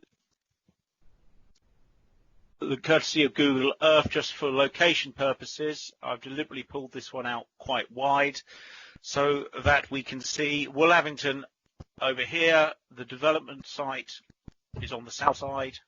I'll show you a more detailed picture in due course. Mr. Sorry. Could you possibly put it on slideshow to make it a little bit easier for people to see? Thank you. Apologies.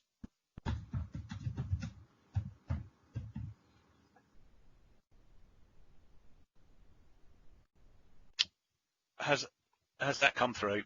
That's much better. Yeah. Thank you. Yeah. Apologies.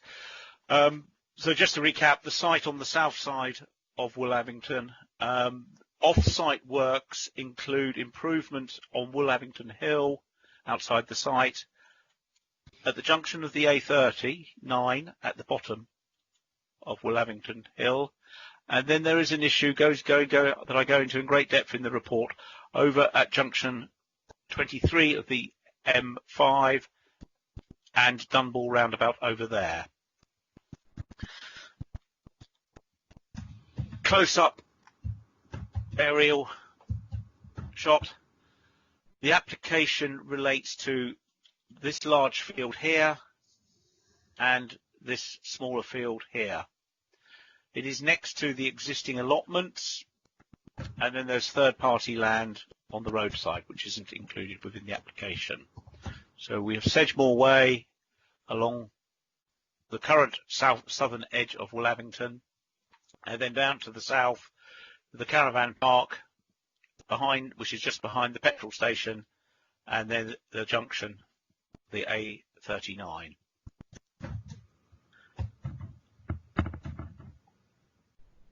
I have a number of updates. Firstly, from Somerset County Highways, they have updated the contribution per dwelling for the works over at Dunball, in bold there, on this side of the motorway, £2,137.12 per dwelling. They have confirmed that the Dunball scheme is implementable. A number of developments have been approved around the Dunball roundabout, so we needed them to confirm that. They've also confirmed that they would object to any change to the mover lights. Those are the smart traffic lights on junction 23. There is an option that the issue could be dealt with by changing the sequencing of those lights to get any queuing traffic off the motorway, where it does cause a severe impact on highway safety. That has been suggested. Effectively, that would have resulted in a lot more queuing on the local road network, specifically Puritan Hill coming down to junction 23. They have confirmed that increased queuing there would be objectionable to them. So that's kind of confirms that they close off the alternative solution here of adjusting the mover lights, and they support our proposals to secure development contributions and will work with us to deliver the Dunball improvements. Highways England have confirmed that at this stage they maintain a holding recommendation, pending an agreement to secure the delivery of the Dunball improvements prior to the occupation. It would either be in its entirety 1,000 dwellings in Bridgewater would give rise to the problem of queuing on the motorway, they feel, or 600 to the east, on the east side. Depending on the build-out rates, there is a difference in terms of the number of movements that go through the Dunball junction. So there's a pro rata cost contribution, which you can see in the first point. Dwellings to the west contribute at a slightly lower rate because they don't contribute as much to the problem. So Highways England very clearly are maintaining their holding recommendation, and that is reflected in my recommendation that we need to resolve that prior to any approval. Legal have just suggested revising the detail of the wording of the recommendation to reflect best practice. I have a slide at the end of my presentation that updates that. They've also suggested condition 13. We just need to update that. It does require the agreement of a plan, and then obviously we need them to adhere to that. There is a promoter of the two other sites in Willavington where we have applications submitted. They originally had a pair of applications going through to the same timescale as this application. They went to non-determination on those two appeals and then resubmitted. The promoter of that site is sort of concerned that we have, in their view, rushed this application to committee. And why didn't we take their original applications to committee previously? It is not the case that we have rushed this application to committee. It is simply that the issues have been resolved over the summer, and we are now ready to bring this application to committee. The simple fact is, had they not gone to non-determination, their applications would also be being presented to committee today. However, those original applications are no longer within the remit of the council as a planning authority to determine, those applications will be dealt with by the planning inspectorate, which then brings us to their two current applications. They are concerned that there were delays in validating those applications and that they have been unfairly held back. The timings are unfortunate. However, those applications are simply not ready to come to committee. They are still under, or up until very recently, have been under consideration, under consultation, and remain under consideration.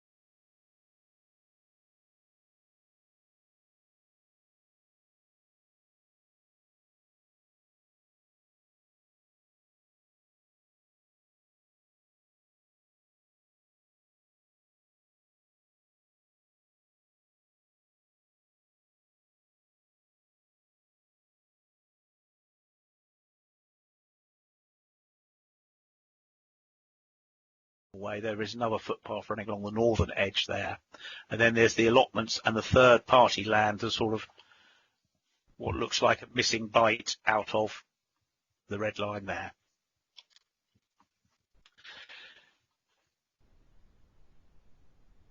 In terms of the layout of the site, the shaded area on the left hand west side, that is the element that is in outline.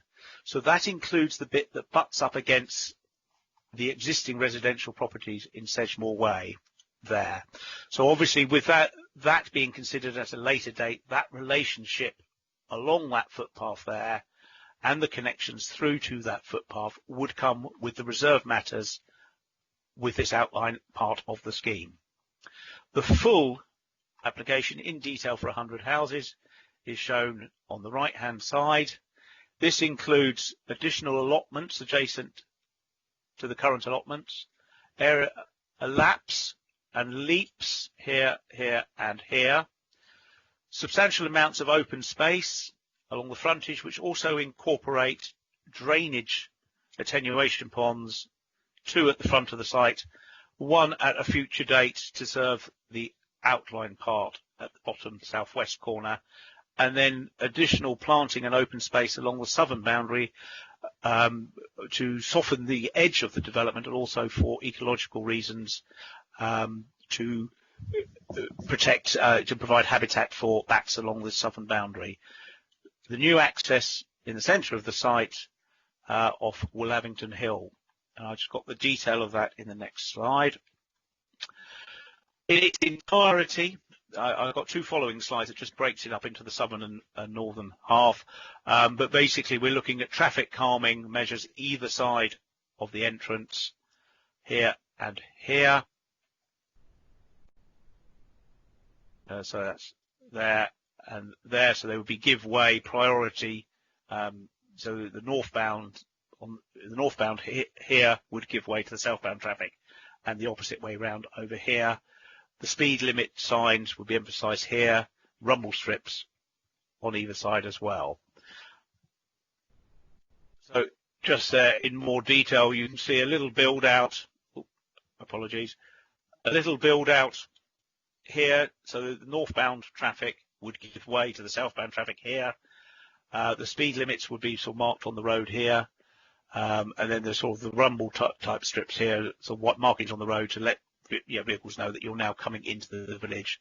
There will be some new signage around to just emphasise the priority, and then the visibility displays are shown. There is a green line running along the back of the entrance here. The hedgerow would be moved back to allow for that, and that would be subject to a condition.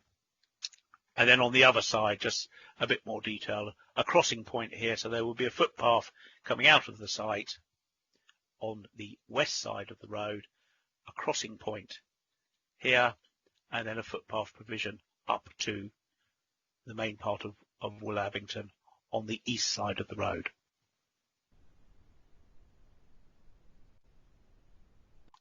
The drainage strategy. This is the P7 drawings. It's the latest one that all the consultees have looked at and have accepted. So essentially we have an attenuated system collecting water in a number of attenuation ponds, all of which drain down to this southernmost pond here. This southernmost pond then discharges to the lowest part of the site into existing direct water courses down here in the southeast corner of the site. There's an additional area of crated storage so that this pond, this final pond, would also actually have an overflow storage area under this area of open space here, and then everything discharges down to the bottom corner here. That has been looked at in great detail by the lead local flood authority, our drainage advisors, as well as the IDB, and they have all accepted that this, in principle, is an appropriate way of draining this site. The technical detail, all the, the exact calculations, the pipe bores and all that sort of thing would then be agreed by condition. This drawing the next drawing here is a heights parameter plan. Now obviously we've got no detail in the outline element shaded blue. That will come at the reserve matter stage. But this drawing shows that within the centre of the site there are the highest buildings, the higher buildings. So the orange buildings are 2-storey. The slightly darker colour buildings along this main street through here are 2.5 stories, so sort of a bedroom in the roof effectively.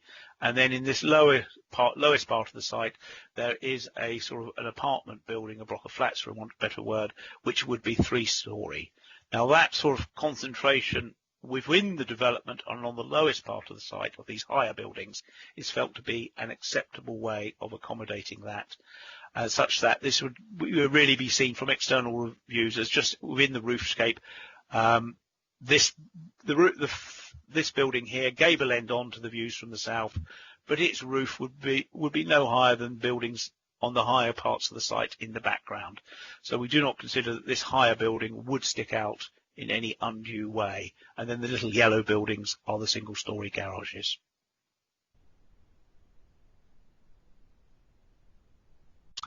Just to give you an idea, next slide, the mix of materials.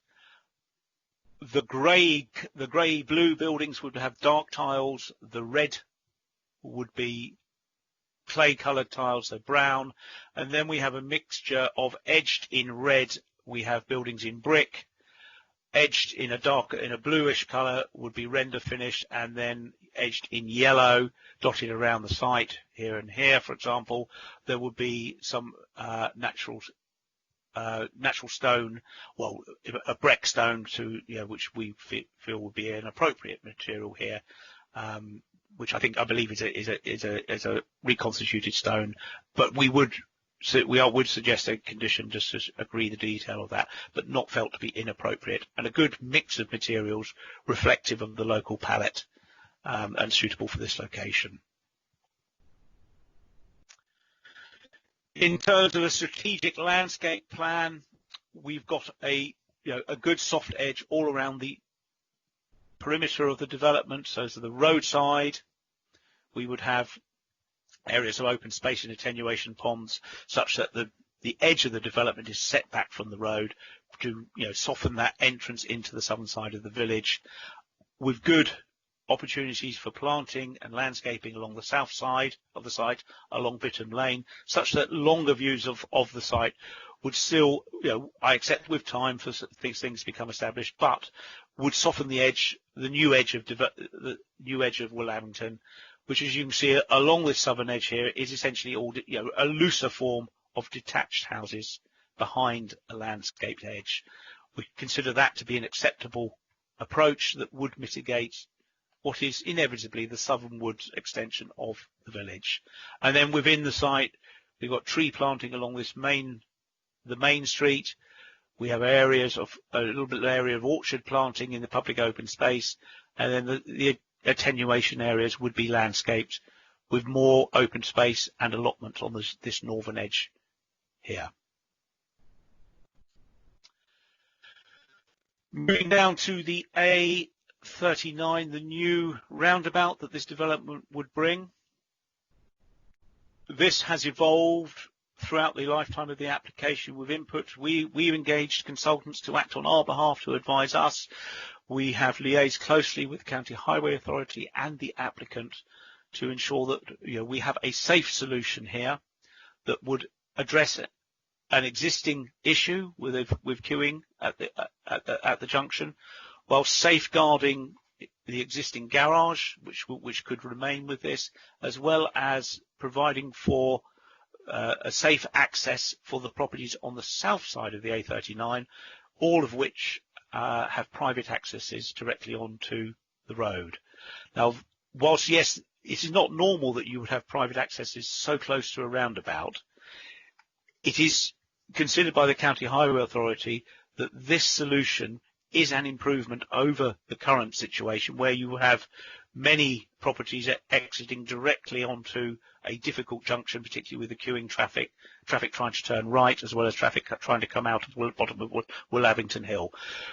It's been confirmed that this would be safe and is supported by the County Highway Authority. It also builds in capacity for future growth of Willavington, which will come about in due course with later phases of the local plan. So we regard this as a significant benefit to this proposal. Going back to the development site, some typical street elevations that have been provided. The one at the top shows the view across the site entrance, so the new access being in the middle here, and then we have detached houses stepping up the rising land, but these would be set back some 20-30 meters from the edge of the road. The middle elevation is the sort of view in the looking north on the main street through the development, and then the bottom one, C, is the southern elevation in behind the landscaping along Bitham Lane. I have provided drawings of the house types to go through.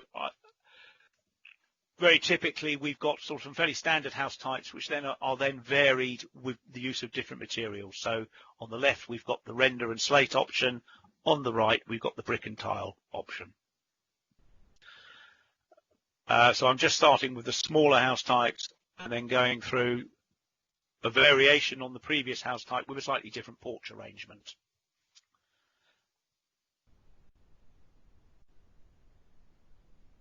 And then sort of a similar one without a porch. Again, it's the same, essentially the same house types, but varied in detail and materials.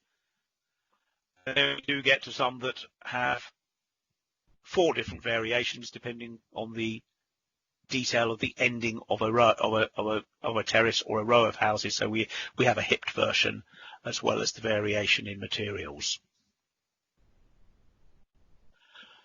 And again, another version, a 3-bedroom version that would give the variation of materials on the end of a row. And then, as I say, a sort of slightly wider version gives you a 3-bedroom version of a previous house type. And then a detached 4-bedroom house that again you can achieve a bit of variety across the site with the inclusion of chimneys and different material treatments. Again, variation here, a house type with an internal garage. And again, the option to vary the materials. A larger detached house with a variation of roof type. So we have a hip roof and an internal garage here, just to give a variety of house types across the site. And again, one of the larger detached houses that has the option of variety of materials.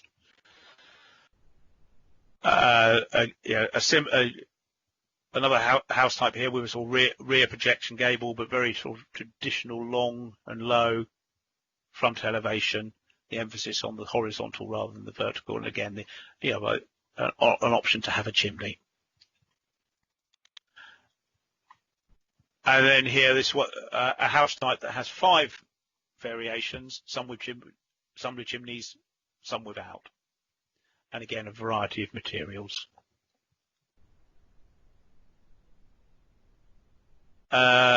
This one just getting into the variation of the 2.5-storey house type. So you can see it's an additional room on the roof. Apologies, this one's missing a second floor plan, which does come up on the next drawing. But again, variation of materials, and then a single bedroom in the roof, making use of that loft space with a dormer window. And then finally, of the house type, the apartment block. Yes, I appreciate that 3-storey, that that's something we would very often have concerns about, but given the topography of the site and the ability, the fact that from long views the roof form here is going to be dropped down relative to the houses on the higher ground behind it in the views that you're likely to get of it, I don't believe that this would be an inappropriate house type on this site. Then just into the garage types, variations across the site. So a single garage, a shared double garage, so the spaces on either part of that middle one would be for 2 separate properties. Most of these have got parking spaces in front of them, so that we meet the parking standards, and then a double garage at the bottom for a single dwelling. Moving on to the photographs. This is stood at sort of the far end of the footpath running along, so the western end of the footpath running behind the houses in Sedgemoor Way, looking back. So that's the existing southern edge of Willavington. The allotments you can see on the right-hand side. Panning the camera around and from a little bit further away. So again, you can see the southern edge of Willavington on the left-hand side. The allotments with the collection of little sheds and everything over here, and then the other down at the very bottom there, you've got the second field in the distance behind that, the hedge you can see. And then just turning the camera even further, you can see down on the right-hand side there where my cursor is, those are the caravans down at behind the Bordrick filling station. The tree you can see there is a useful one. It's on the boundary in the middle of the site. That comes up in a number of photographs, and you can sort of fix that. So that's sort of basically at the bottom corner of the allotment sites. Going back to the other end of that footpath running along the back of the properties in Sedgemoor Way, that's just looking the other way, back up to where I took the first photographs from. As you can see, it's quite an overgrown footpath. That will be safeguarded, and then there will be opportunity from the outline element of development to get footpaths and pedestrian links onto that. And then just panning the camera, sort of just looking into the site with the footpath on the right-hand side, just to get an idea of the relationship. This field, at the time I took these photographs, which was fairly soon after the applications were originally submitted, as you can see, it was arable. There was a crop growing, and then there's the western edge of the site over there. And then turning the camera to the south, the line of trees. That's Bitham Lane in behind there. And then just turning the camera around again to sort of, there's the tree at the bottom corner of the allotment site with the caravan park down at Bordrick in the distance.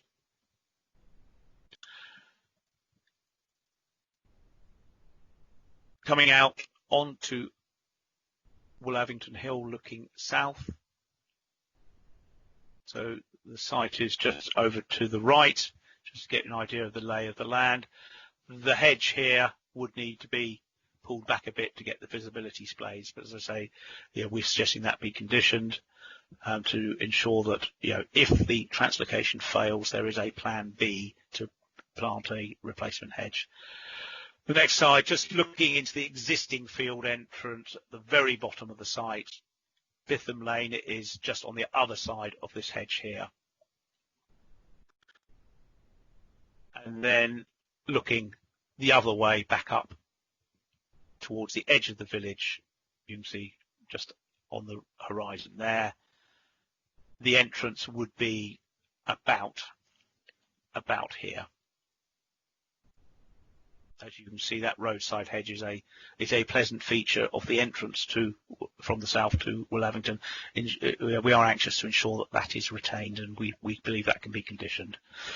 And then just stood at the bottom corner of the site, just inside from the road, you can see existing boundary along the south is quite substantial hedge with a number of trees, and we can see a few in there, that are possibly elm trees suffering a little bit, but there is the opportunity along here for additional planting to soften the southern edge, and that is strongly encouraged and indeed required by the ecologist to deal with habitat replacement for bats, foraging bats, and to provide sort of foraging line along the southern side of the site.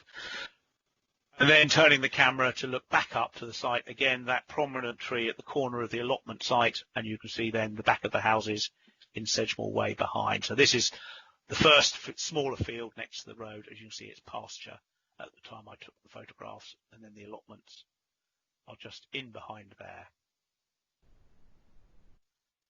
And then looking just up the inside of the roadside hedge, you can see there is a levels difference between the site and the road. You can see just basically the roof of a car there. So hence the houses would be set back well behind the hedge to allow for that level difference to be sort of accommodated in the access road, with an open space and attenuation areas forming the eastern edge of the development, softening that edge as you would be driving into Willavington. Yes, there will be some highways traffic calming measures which would announce your arrival into the village, but there would be a softer edge by pulling the houses back from the road.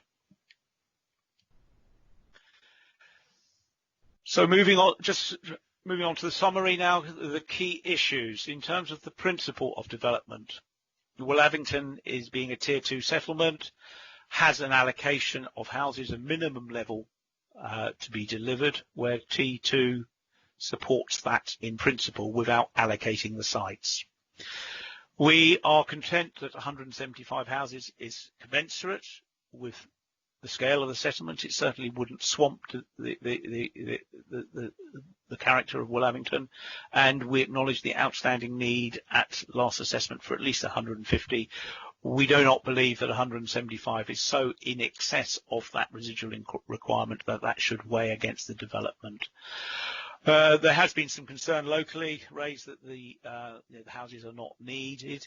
Well, I mean, we are dealing with a level of growth that has been allocated in the local plan. It would not be appropriate to dispute that at this point in time when faced with an application that is supported in principle by the local plan. We note the present, that there are other sites currently under promotion by competing developers. However, those applications are either no longer with us to determine, or they are still under consideration. The timings are unfortunate for that other promoter. However, we do not consider that their resubmissions and the timing of their resubmissions justify delaying this scheme. It is a simple fact of the matter that had they not appealed their two applications, we would be considering them today. In terms of highways, no internal issues have been identified that could not be picked up through the normal Section 138 adoption process. There are always little tweaks to alignments of curbs and so on and so forth. Those would not, are not likely to result in any material change to the scheme, and can be dealt with through the highways processes. In terms of the new access and improvements on Willavington Hill, the County Highway are supportive of those and have not raised any objections. We accept that the potential of moving the hedge back does create a visual impact issue, but we feel that, as I said, I've said a couple of times, that that can be conditioned, and we would have a fallback position should the translocation of the hedge not work. The new roundabout at Woollavington Hill junction with the A39 we consider to be welcome. It is supported technically, and we as officers consider that that is a significant benefit to this proposal in addressing a local highway shortcoming, as well as meeting the needs of this development and being justified by this development. It will also sort of future-proof for future development at the appropriate time in Woollavington and the surrounding area. In terms of the contributions that we are seeking towards works at Dunbar, now those are the strategic local plan growth for Bridgewater and the surrounding areas creates a problem at junction 23, where increased movements off the motorway coming into Bridgewater at a certain point, they risk creating queuing on the slip roads back onto the main line of the M5, particularly the southbound side, so coming up to leave the motorway and go into Bridgewater. That, everyone accepts, would be a severe highways impact. There is a solution to that. There are two solutions. Firstly, the traffic lights could be adjusted on the roundabout. We know that would cause significant queuing on Puritan Hill. We object to that. The County Highway Authority object to that. That Highways England accept that point. Therefore, we moved to improvements at Dunbar Roundabout. By improving the flow through Dunbar, we can get more traffic down the slip road from junction 25 to Dunbar, the westbound, and get it through Dunbar more quickly, such that the queuing problem doesn't result. There is a scheme to do that. That has been costed at just over about 4.2 million. My policy colleagues have advised and reported in depth in my report that it is appropriate to attribute the cost of those Dunbar improvements across the local plan growth through the local plan strategic growth. That is about just over 2,500 houses. There is a slight difference in trip generation rates, whether you build those houses east of the motorways or Woollavington Puritan, for example, where you're dealing with people who would then commute into Bridgewater and potentially go through here. So the advice we've received from Highways England is that if you build 10 houses on the east side of the motorway within the relevant area, you get one extra movement through Dunbar in the morning rush hour. That's when the pinch point occurs. So given that the Highways England have advised that the problem arrives at the 60th additional traffic movement, in theory 600 houses on the east side. Whereas in Bridgewater, it's 1,000 houses would generate those at 60 extra trips in the morning peak. And that's about one trip for every 17 houses. So hence we get a slightly different cost per dwelling. Now, our view is that we should attribute that cost across the whole of the strategic development. The inevitable consequence of that is that the contributions per dwelling would come in over the entire plan period as all the development is built out, meaning that the trigger point would arrive before the full funding is in place. We are in discussions with County Highways and with Highways England to find a solution to that issue. Now, whether that is bridge funding, whereby, for example, we could borrow against the future Section 106 receipts to ensure that those Dunbar improvements are delivered, and then as the money comes in from other Section 106s, we cover off the cost of doing that. That's one option. An alternative option, which I have commented in my report, is that we look at capping all the sites, such that they all get some houses that they can build out and occupy, but they are capped off and no site can exceed their limit until the improvements are in. There is, to be fair to some developers, they are resistant to that approach. It would also have the effect of locking development into certain sites if a site were to stall would we be able to recover that? The development that has been allocated to that site and attributed to someone else. That is an option. That's quite a difficult thing, but it is a possibility through a gramping condition that we look to cap off development. That is Highways England's preferred solution. Our preferred solution is that we find a way of bridge funding things. That is the debate that my recommendation is dependent upon. We believe that there is a solution there. Highways England believe there is a solution there. If we all agree that solution, that is effectively what my recommendation says, that we resolve to approve subject to that issue being resolved. If we don't resolve that, we come back to committee. So hence the bold bit in that fourth bullet point under highways, timing and delivery to be agreed.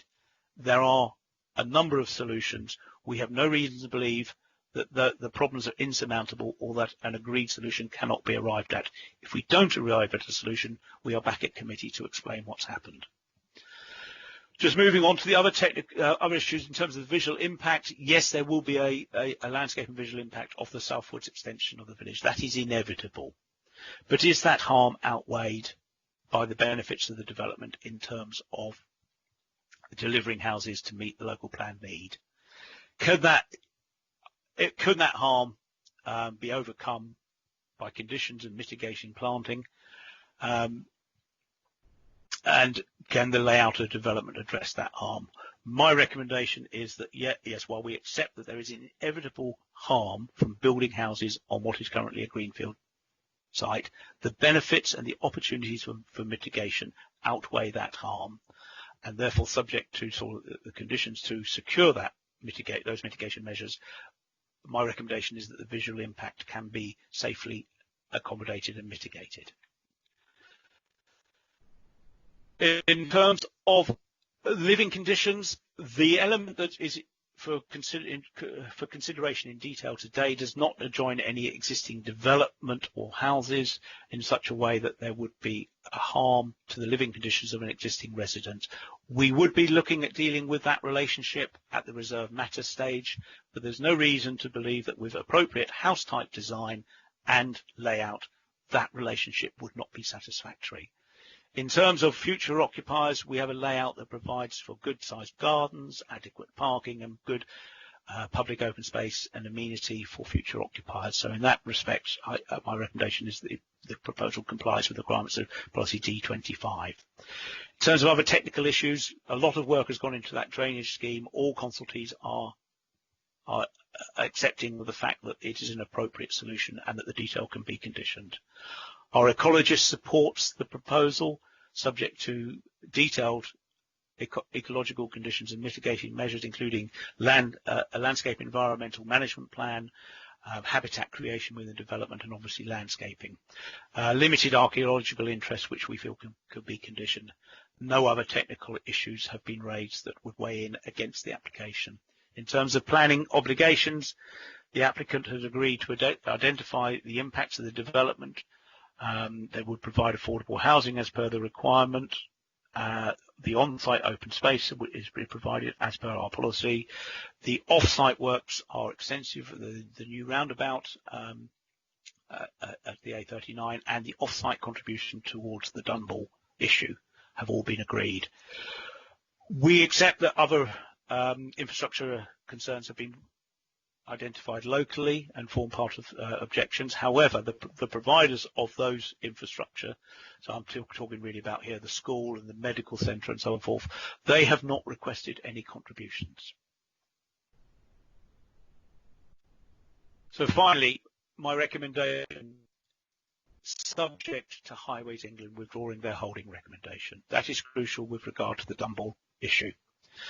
That the application be approved, subject to the applicant first entering into a Section 106 agreement to secure 30% affordable housing, the detailed delivery and subsequent management of the public open space, the delivery of the roundabout at the junction of Willamington Hill and the A39, a contribution of £2,137.12 towards the improvements at Dunball Roundabout, And this was unfortunately missing from my report, the travel planning measures, which apologies, I omitted that in my report, but the travel planning, the applicant is agreeable to this, in conjunction with the Highway Authority. And that, subject to all that being addressed, that the Assistant Director of Legal and Democratic be authorised to deal with the agreement. And the conditions are set out in the report, subject to the amendment to Condition 13, which requires, in the event of any unexpected land contamination, a remediation scheme be agreed. We require that to be implemented if that situation arises, and the update to the drainage drawing to refer to revision P7, that the application be approved. Apologies for the length of this presentation, but that is it. That is my recommendation. Thank you. Thank you very much, Mr. Noon. We do have a couple of speakers on this application. So the first one is Richard Young, who's speaking on behalf of the Willavington Parish Council. Mr. Taylor, could you enable Mr. Young's microphone? And Mr. Young, could you just confirm it's working, please? Yes. Hello. Can you hear me? Yeah, we can, certainly, Mr. Young. Start when you're ready, and you'll hear the bell when there's a minute of your time left to go. Thank you, Chairman. Willavington Parish Council have had several meetings with representatives of Wayne Homes and their agents to discuss issues relating to this application. Initial concerns related to highway issues, particularly regarding the nearby A39 junction. The Parish Council are, however, now supportive of the revised plans incorporating a roundabout, which will enable vehicles to exit the B3141 onto the A39 in a more timely and safe manner, and also slow traffic on the A39 in the vicinity of the junction. This solution is far more preferable than the so-called improvement scheme submitted by Gladnam Developments, which would have made the junction considerably worse for the residents of Willavington and Cossington. The main outstanding concern relates to the density of the proposed dwellings, particularly in the section which is currently shown as outlined for up to 75 dwellings. The Parish Council want to ensure that this site, which will be prominent on the southern approach to the village, does not have an unduly urban appearance. They also would oppose any three-storey dwellings which would be totally alien in a rural village setting. Although possibly not a material consideration today, members are concerned that this application might open up the opportunity to develop land to the west, which is in the same ownership and which would have had a significant impact upon the village. The Council hope to have further meetings with the applicant should permission be granted to discuss matters of detail. For example, one larger, fully equipped play area will be preferred to three smaller facilities to make future supervision and maintenance easier. Additional space for allotments would also be welcomed, as there is already a waiting list for plots before the 175 new dwellings are built. The Council would like members of the Development Committee to consider the issue of density and design of the proposed dwellings, with a view to avoiding the urban appearance on the southern entrance to the village. Thank you, Chairman. Thank you very much. And our second speaker is Ian Jewson. Again, Ms. Taylor, if you could enable the microphone, and Mr. Jewson, can you just confirm it's working? Good morning, Chair. I hope you can hear me okay. Yeah, we certainly can. So again, start when you're ready, and you'll hear the bell when you've got a minute left to go. Thank you. I am Ian Jewson of Waterman Planning, speaking on behalf of the applicant Wayne Homes, Severn Valley.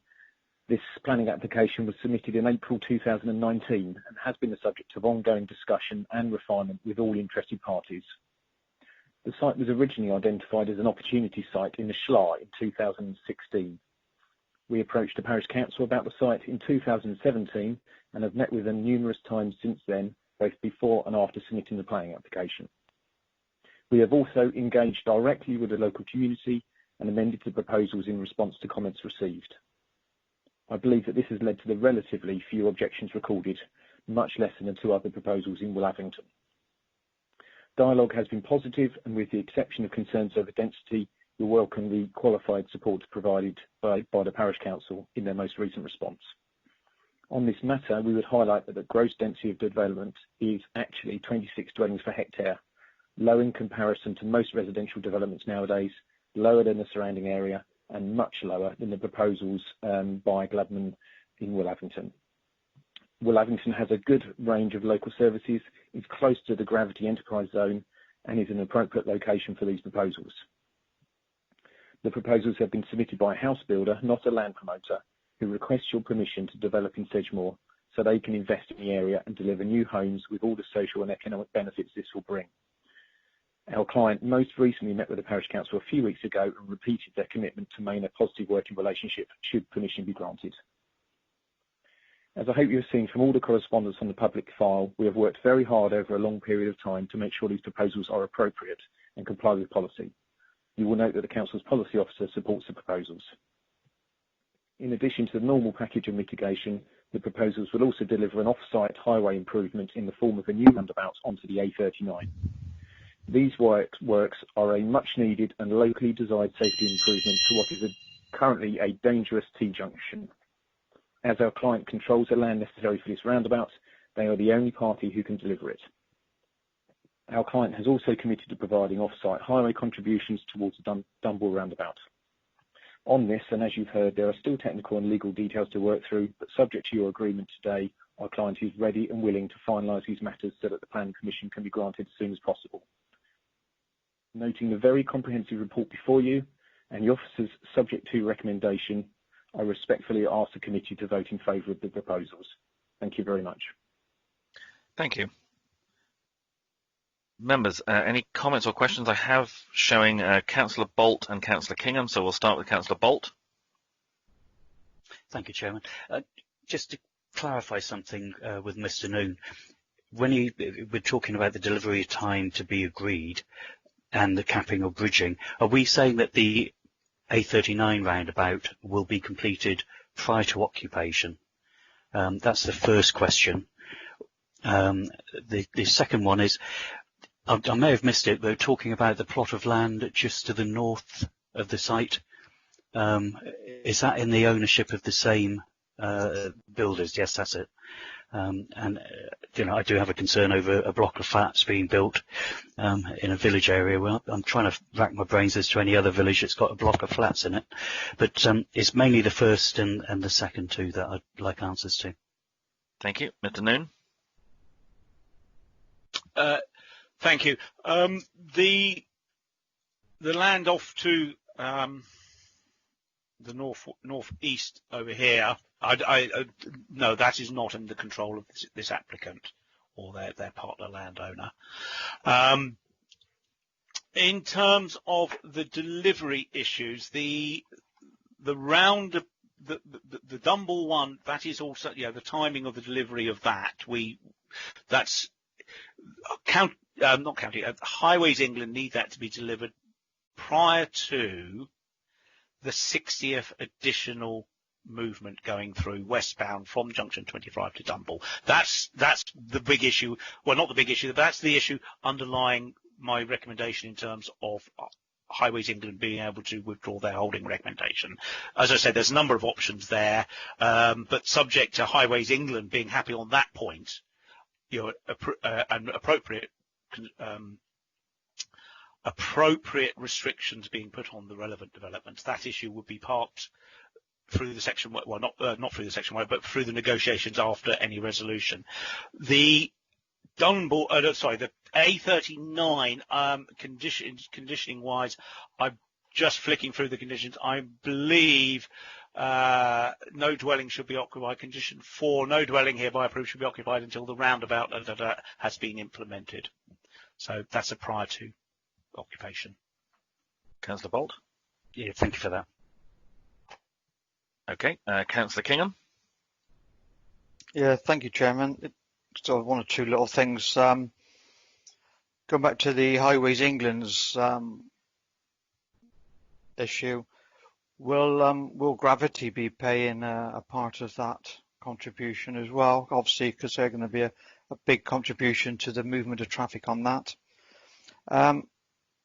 Good news regarding the roundabout on the A39. Always been a concern of mine if Woolhavington is going to grow its junction, which is not of the best, with a large additional movement of traffic. So that is good news to see that that's going to be done.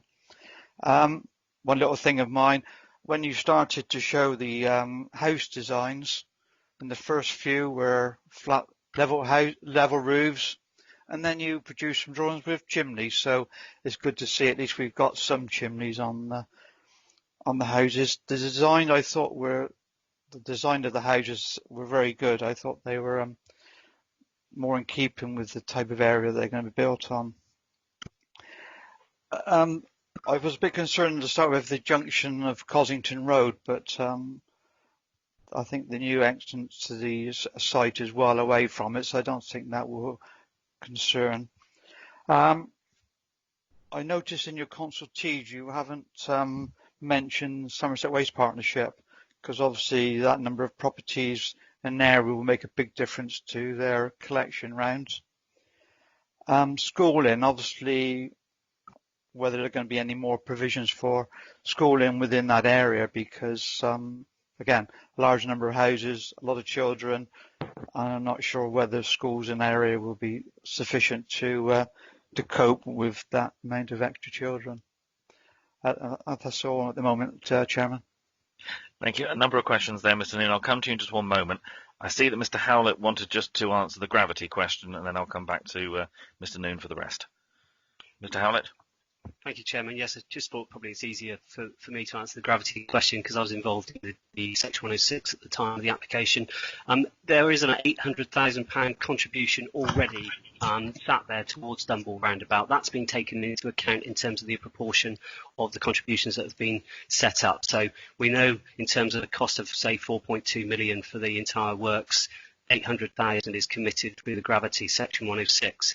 In terms of whether they will need to be involved in any future discussion going forward, the condition is it does restrict, gravity are restricted to about half of the floor space occupation before the work's being delivered. So if nothing happens between now and that stage, they would have to deliver those works. But you're talking a long way off, which would mean the actual local plan growth wouldn't be delivered for, maybe 10, 15 years. So that's the issue that we're trying to address through local plan growth. There is also, of course, a discussion going on with the local development order for gravity, which Highways England are involved in the delivery group on that. So again, those discussions will take place, but Highways England, ourselves and the County Council are fully engaged in that. We're dealing here with the local plan growth issue and how we can move the issue forward in the more short term. Thank you. Thank you, Mr. Noon. If you could address the other points. Yep, thank you. In terms of the waste partnership, on a scheme such as this, generally the County Highway Authority pick up their concerns in terms of looking at the tracking for larger vehicles around the site. They usually expect it to be trackable by an 11-metre refuse lorry, which is the biggest lorry that the refuse partnership currently operates. So I think from that point of view, given that we've got no particularly novel issues in terms of the layout or the house types, I'm content that the county will have picked up on all of that. The one, I suppose, where there may be a slight issue would be the apartment building, simply because that's a shared facility. However, the layout is such that I'm sure that, I have no reason to doubt that there wouldn't be the ability to get in an appropriate communal bin store down there. The school issue, the Education Authority are content that they have sufficient capacity or can provide sufficient capacity at the primary school to accommodate the likely pupils from 175 houses. They are slightly less happy that would have to be a bid to the SIL fund. However, they accept that education contributions are within SIL, and that would be the appropriate way to deal with that. So they have not raised any objection to or any concerns about the ability to accommodate pupils from this development. Just going back to the flats issue, I think you'll probably find that there are some flats already in buildings that look remarkably like houses elsewhere in Woollavington. That much said, I think we do need to go back to this scheme. Sorry to flash through very quickly. The material consideration here would be, firstly, is the design of the proposed block of flats, for the want of a better word, apartment block if you want. Is that an inappropriate design in its own right? No, I don't think it is. That's a reason, is a perfectly reasonable design. Is it appropriate to the context? Well, sitting within the development of, let's see, hang on, there's about 6 in here, isn't there? So, sort of over 150 other modern dwellings. Is that going to sit uncomfortably in relation to the design of the other houses? No, I don't think it is. In terms of its height, is it positioned within the site in such a way that it would stick out like a sore thumb? Well, on a flat site, I think there would be an argument to say it's inappropriate.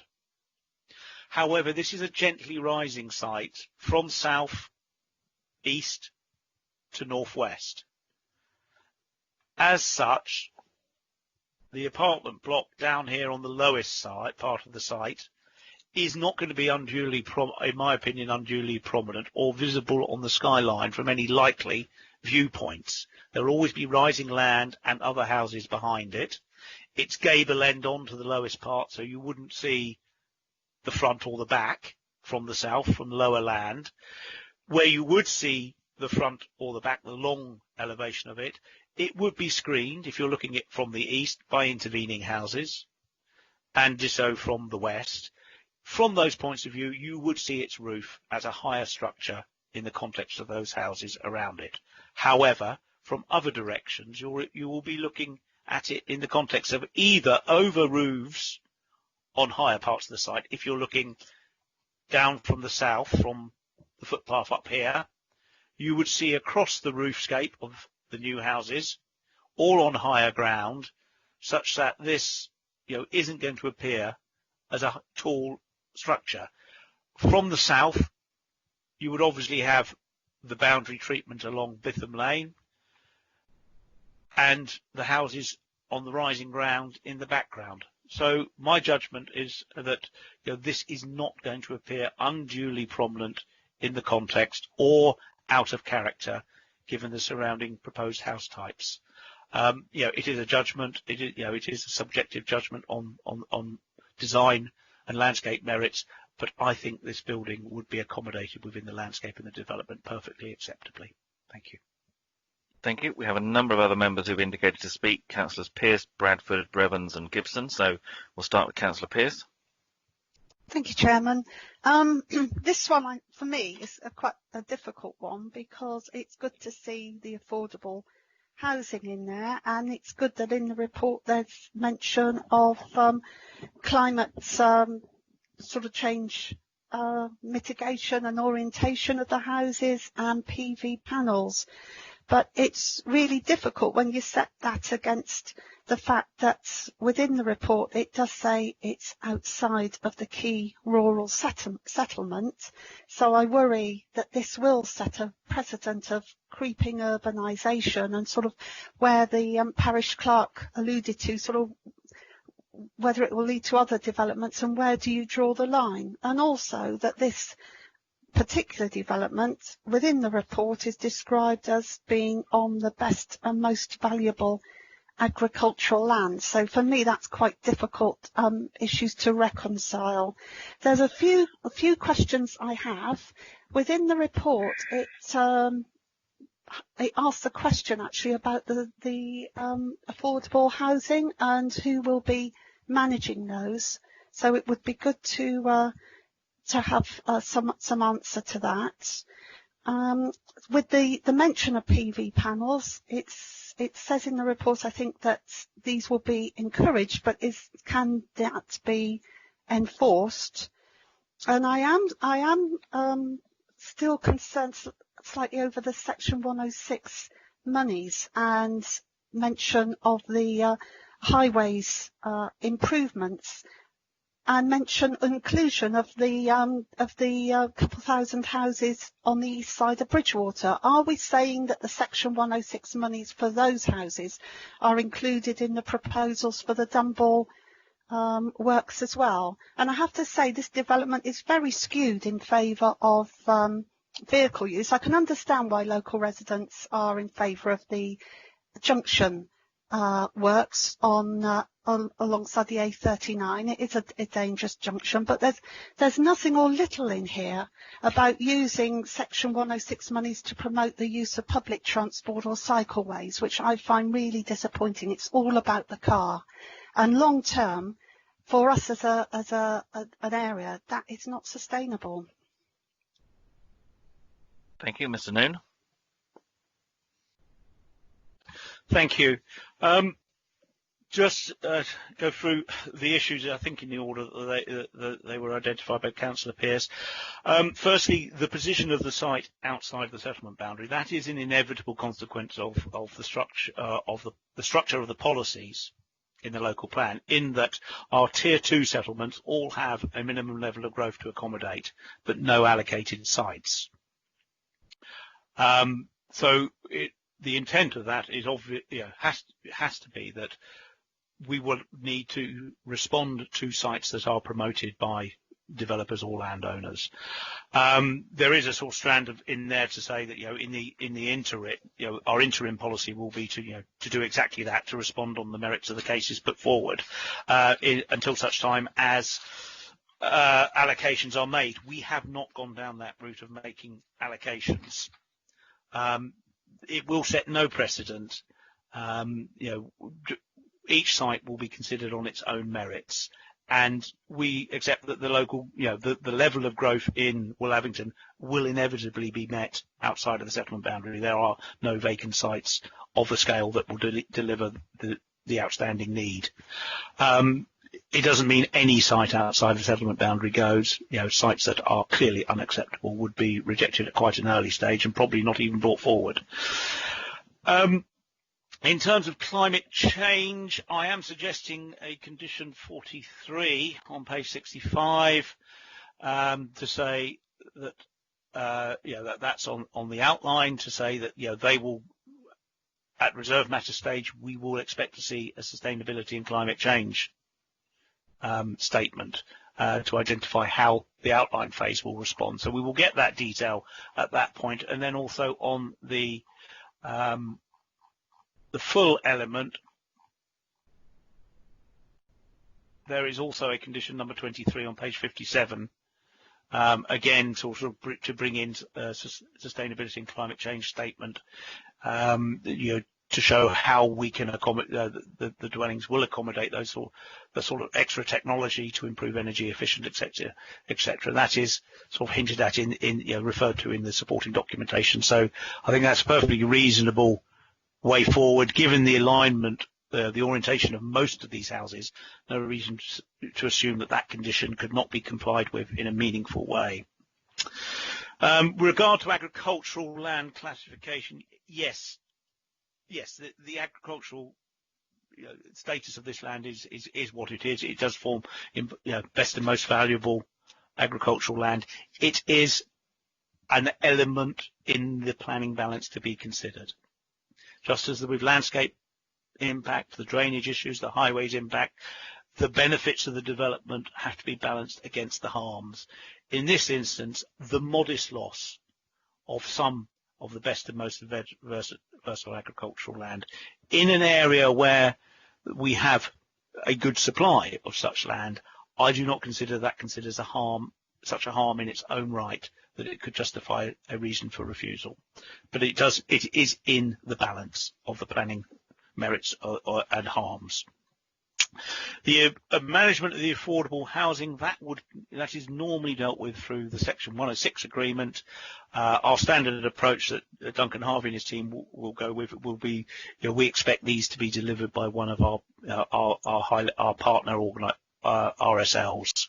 That will be the starting point. They would be, in all likelihood, run by a housing association, but one of the ones on our list. In terms of the Section 106 agreement, we will be looking to secure contributions towards Dunball from this development at the rate I've referred to in my update. The houses to the east, as they are approved, they would also be subject to a contribution at the rate that I outlined in my update, but that will be done separately through each application as it is dealt with. So they all starting point on all negotiations with the big developers in Bridgewater who have currently got schemes in at East Bridgewater, at West Bridgewater, at Cokerhurst, impending applications for the remaining parts of the East Bridgewater allocation. They will all be asked for the contribution at the rate of, I think it was about £1,200, £1,300. So that is their pro rata contribution. Adding all that up, the local plan strategic growth will contribute towards the cost of the outstanding sum for the Dumble Roundabout. So that's 4.2 million less the gravity contribution. So we would secure the full funding across the strategic growth. Finally, I think the point was made about car use. I accept that. I think the reality is that development in our Tier 2 settlements outside of Bridgewater are going to be more car dependent than the developments in Bridgewater. That is, I think, the reality of the situation. That would have been a consideration when we allocated the housing numbers for such settlements. That's probably why Woollavington is Tier 2. One of the reasons why. We would have looked at the facilities and services available. We would have looked at the connectivity by public transport. And we would have set its position in the settlement hierarchy accordingly. If it had had better transport links and better services and facilities, it would have gone higher and would have taken more development. But I think that is a key issue that is looked at the local plan stage, the opportunities for public transport. I think here, in the old day, 20 years ago, we might have been looking to secure contributions from development towards bus services. The reality with bus services these days and the availability of them, the tightness of development in terms of all the other contributions that are sought from development, we are not seeking bus contributions from this one. The reality is that I think the bus services here are what they are. The level of growth is what it is in somewhere like Woollavington. And I think we have to be realistic about that. That is not to say that when we get the reserve matters through and we start to see the opportunities for creating walking links back through, to the main part of the village, we will look at those connectivity issues at that stage. But I think we are realistic on the level of car dependency. Thank you. Thank you. Councillor Bradford. Thank you, Mr. Chairman.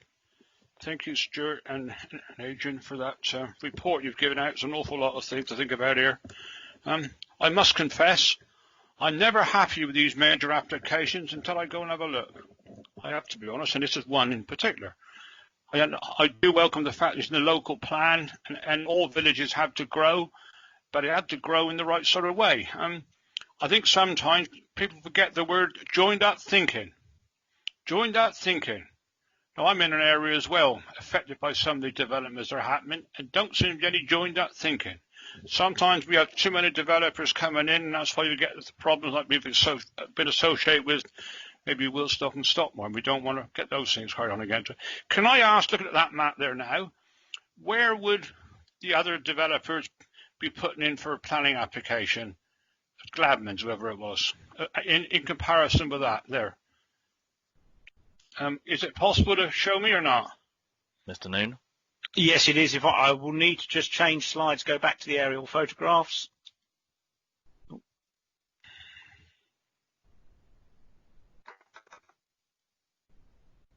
Okay, hopefully that's come up. Not yet, Mr. Noon. If you just wait for it to catch up for one moment. Sorry, Adrian. Yep, we've got the aerial now. Okay, the Gladmans had two schemes in separate land owners. Gladmans are essentially a land promoter. They acted for the landowner over here on the east side for these two fields here, the light coloured one and the one immediately to the south of it, which is just on the north side of Cossington Lane. Right. So that's one scheme there, 125 houses. The other one was on the south side of Woollavington Road, just over here. And that was for 95 houses. Right. Over there. So again, both sites outside the settlement boundary, inevitable when you're looking to accommodate 150 houses.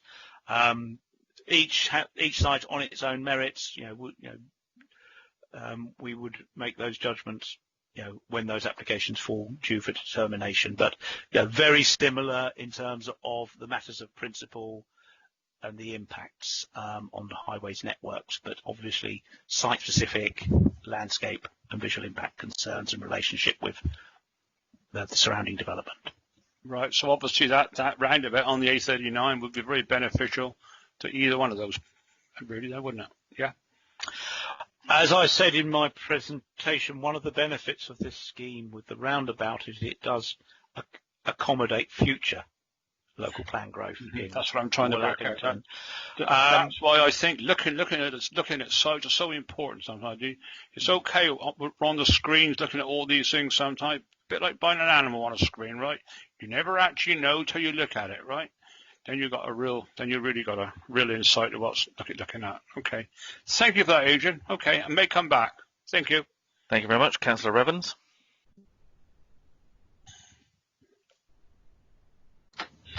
Thank you very much, Mr. Chairman.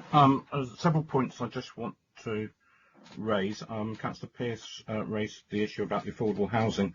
I just wonder whether we have any comment about the representation from the affordable housing officer about how that housing integrated into the rest of the developments on this site. I think he suggested that it was perhaps too constricted into one area and perhaps could be spread out through that area.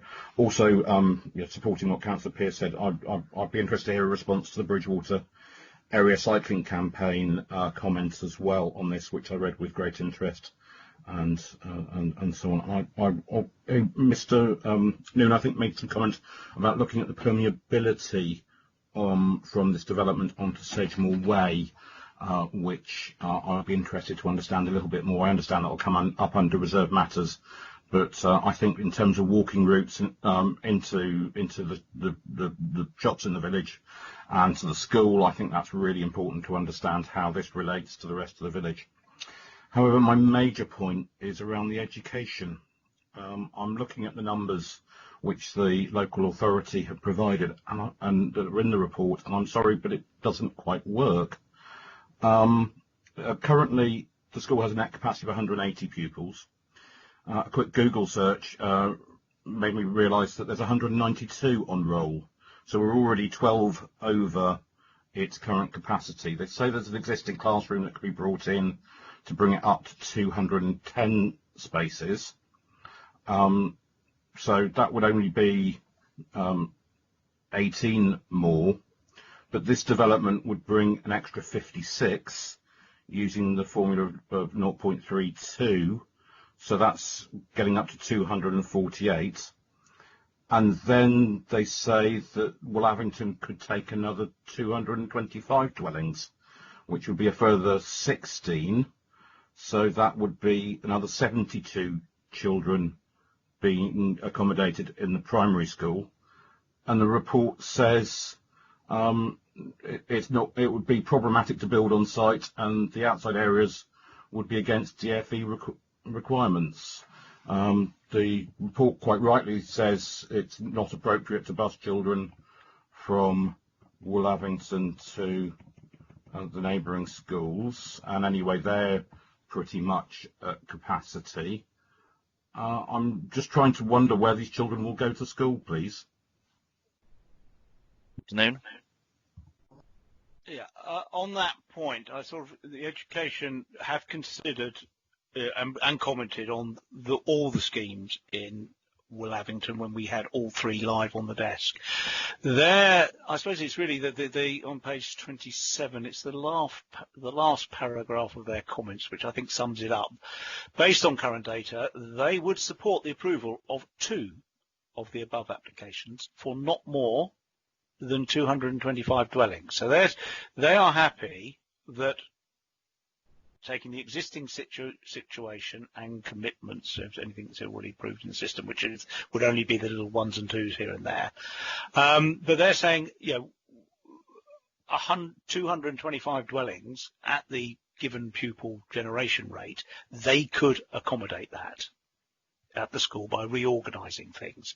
Beyond that, those problems that you mentioned, Councillor Evans, kick in terms of the capacity of the site to accommodate the additional pupils. For the Education Authority, the problem only comes in if we go above 225, which we don't do on this application. Now, they've not updated their comments. I'm sorry, Mr. Noon. Can I just come back? I'm basing it on 225, that the number of children that need to be accommodated in that school would be 264. And they're saying that there's a capacity of 210 at 225. The maths doesn't make sense to me, and that's by quite a long chalk, and I'm not quite understanding the comments from the County Education Department. I'm really sorry to jump in there, but based on 225, there are not the spaces at the school. I really just don't understand this. Okay. I mean, obviously, I have to be guided by my education colleagues, and this is their stated position after a long and protracted discussion. Now, obviously, what are we talking? 225 times. I'm looking at page 27 for the figures. 225 times 0.32 gives you 70-ish, doesn't it? Pupils. Yeah, 72. 72. So that's additional. Now, the only thing I can think of to explain the situation you're alluding to here is their comments were based obviously on the current role, and at the time, as I recall, it was under 180. Okay. When they provided their comments. Now, I've just looked at the attendance figures for the school, which gives the number on roll number at 192. That's data provided by DFE, which the school legally has to report from their SIM system. So I'm trying to understand. To me, these numbers aren't making sense, and that's the difficulty I have. Yeah, I can understand that, and I think I'm with you on that. In that, I think what has happened here is when these comments were provided, they were far enough under 180 on their roll, such that going up, they had the space. It seems, from what you're saying, is they've had an unexpected jump in roll, in enrolled pupils. We would need to clarify that, and I would suggest that if that is the case, my recommendation for your peace of mind would need to be changed just to include, along with Highways England's caveat, that we also, that subject to the Education Authority confirming that they remain happy with the application. So hopefully the slides have stabilised in front of you now. So point A. Not yet, Mr. No, we have a highway. Yeah, sorry. Right, we're on your recommendation now. Yeah. So subject to Highways England withdrawing their holding recommendation and the County Education Authority confirming that they do not object. Yeah? Mm-hmm. And then carry on with another and A, B, C. I apologise. I cannot give you the answer to that question or explain the situation based on the figures available to me. I have relied on the county's comments, which are quite clearly that they did not object to the approval of schemes that do not add up, that are below 225, which clearly is the case with this application. We need to verify that, and I would suggest that adding that caveat to the recommendation would address that concern. And I apologise for not being as up to date. Thank you. Okay, I wonder if I might have a reply on my comments before the education point about the integration of the affordable housing, the integration of this site with permeability routes through to the rest of the village, please. Thank you. Mr. Noon? Yeah, I'll just quickly go to Mr. Harvey's comments as reported. I think it is the case that he is happy with the distribution of the affordable element throughout the detailed part of the proposal. He, identifies the management issue, which, as I've said previously, would normally be dealt with through the Section 106 agreement. I think the caveat in there is that obviously at the outline stage, we don't see the layout of the affordable units within the outline stage, but he does accept that that would come.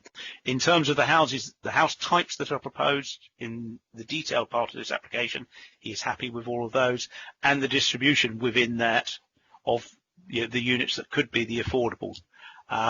He is happy with that as well. Now, the fine detail of that would come with, in the Section 106 agreement.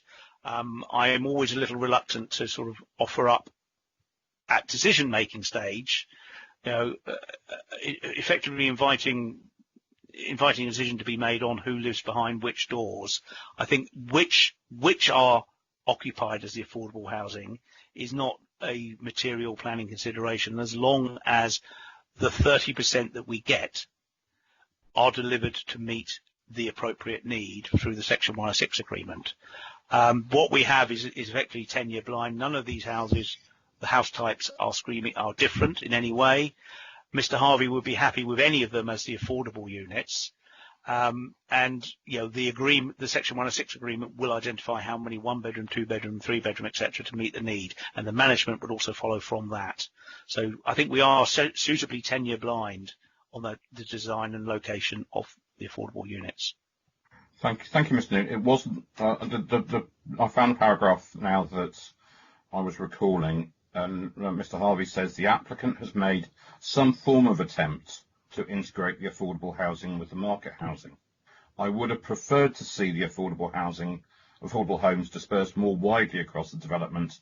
I'm not minded to object to the current affordable housing locations. Mm-hmm. Now, Mr. Harvey is normally a very happy and jolly man. I don't detect the happiness that you detected in your comments. I probably paid greater weight to the I am not minded to object to the current affordable housing locations. I think I probably drew a little more comfort from that than others. They are dispersed. There can be a tension when dealing with the location of affordable housing. From a purist point of view, they like to see affordable housing. There's a desire to have them pepper potted throughout the site. From a subsequent management point of view, the housing associations like to have them clustered. So I think possibly Mr. Harvey is of the former view, but he acknowledges the fact that when it comes to management, they are normally in clusters. We would automatically seek to limit the size of the clusters, because 30% of 175 is going to be about 50. We certainly wouldn't want that all in one block. We would probably want it ideally in blocks of no more than 12. So we're probably looking at sort of 3 or 4 clusters across the site on this part of it. Just before you carry on, Mr. Noon, I think Mr. Howlett wanted to comment, and then I'll come back to you on the connectivity issue. Mr. Howlett.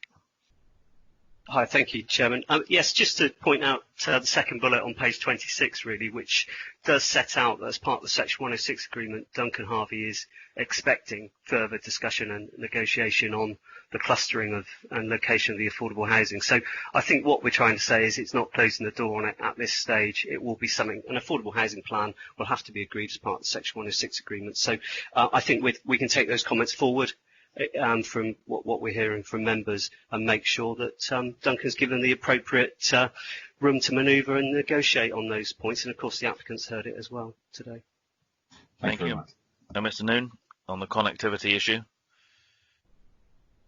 with Sedgemoor Way.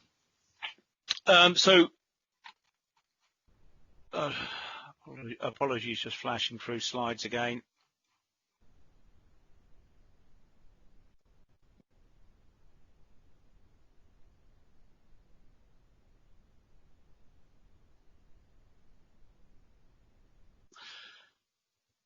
Right. I've just gone back to the site layout. Hopefully that's arrived. Not quite.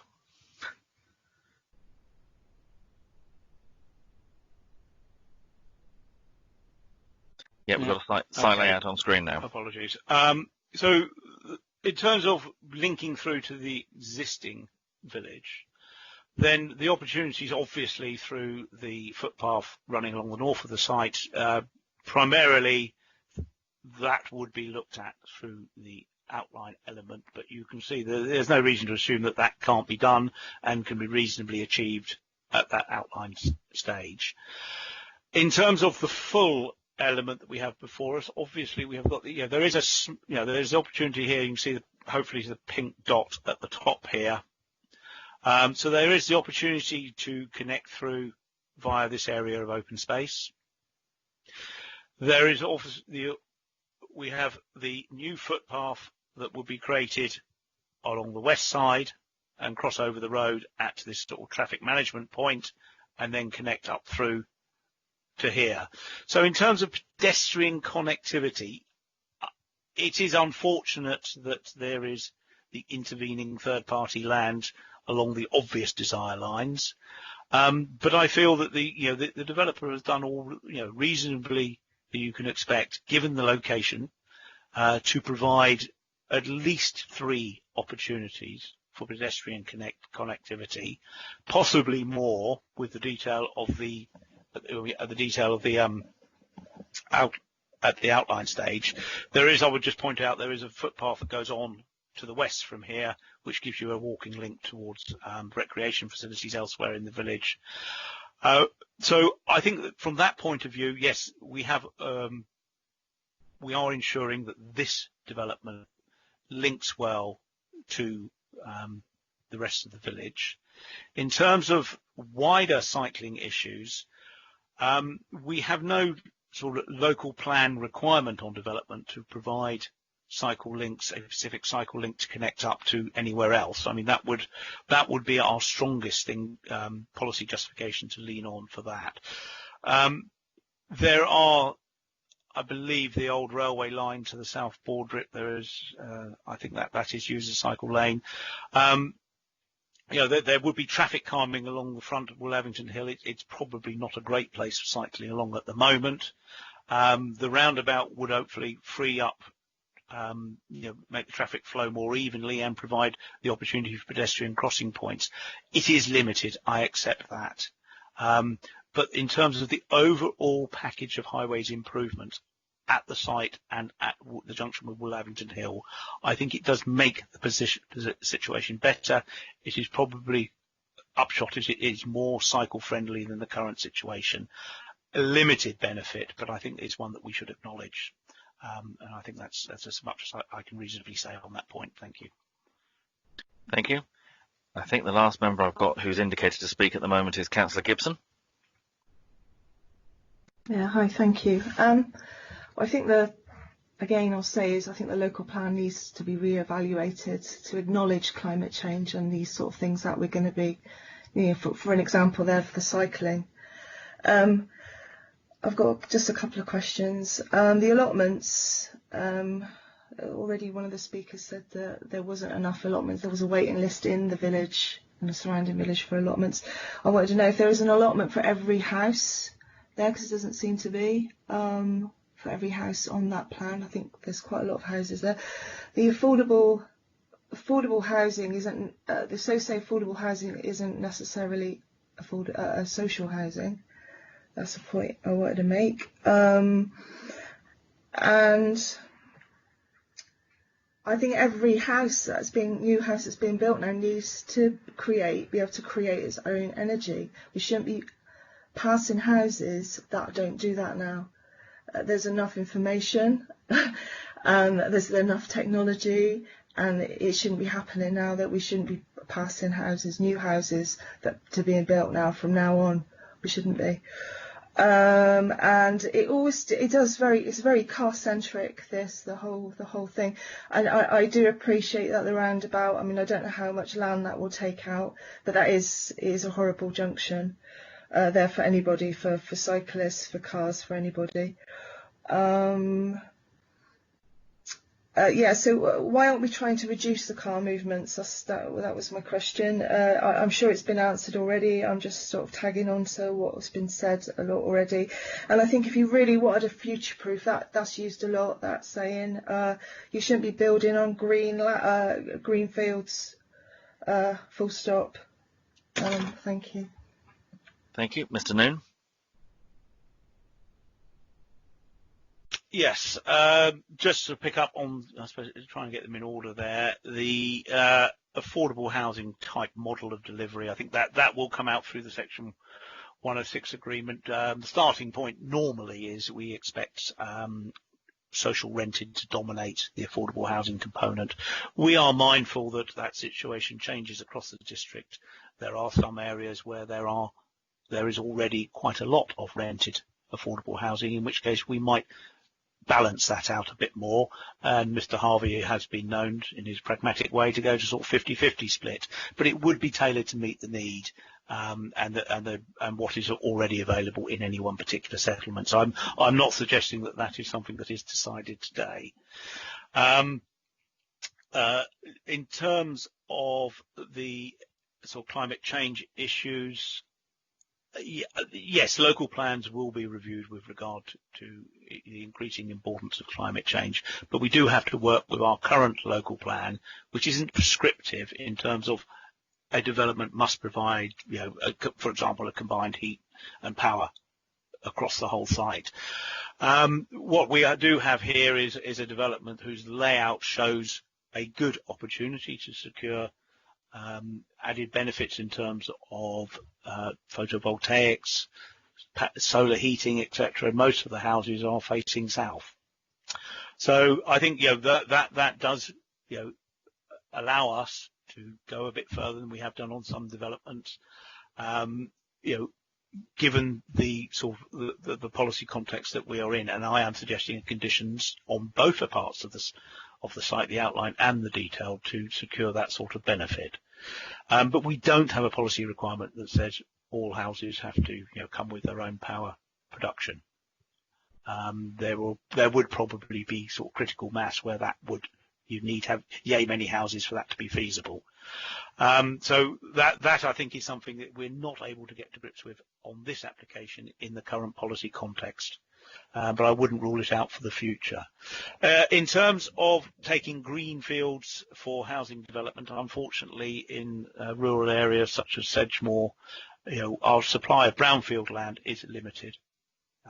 We don't have brownfield land in Willavington, and in many of our rural settlements. So that I don't think justifies us sort of saying, well, those settlements will never grow. I think we have made a local plan decision that Tier 2 settlements such as Willavington will accommodate a modest level of growth. And it is modest because they are rural settlements with less facilities and connectivity than the larger settlements, which are taking higher levels of growth. But that, I think, is something that went into the local plan allocation, and at this stage we can't revisit that at Willavington, I'm afraid.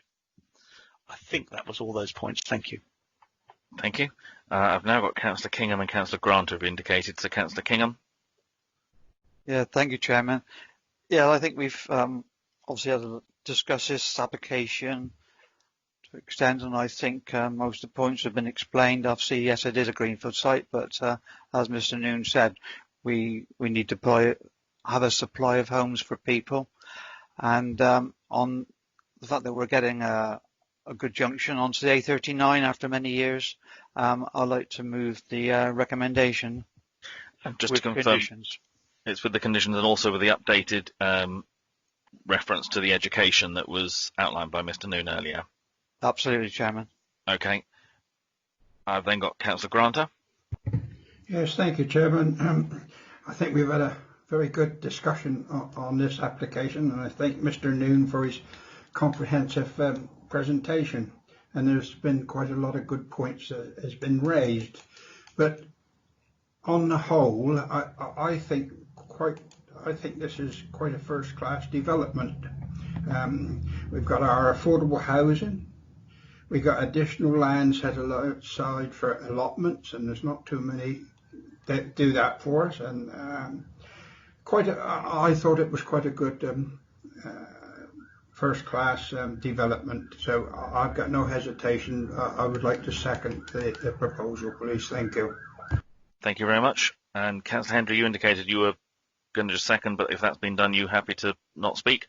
No, it's absolutely fine, Mr. Chairman. I just want to second Okay. Councillor Stuart Kingham. That's all. Thank you. Thank you very much.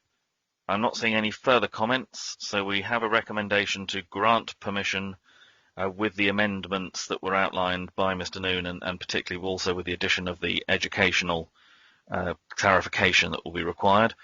So I'll come to members in turn. Again, if you can confirm that you've been here for the entire debate and what your vote is, whether it's for, against or abstain. And we'll start this time with Councillor Grimes.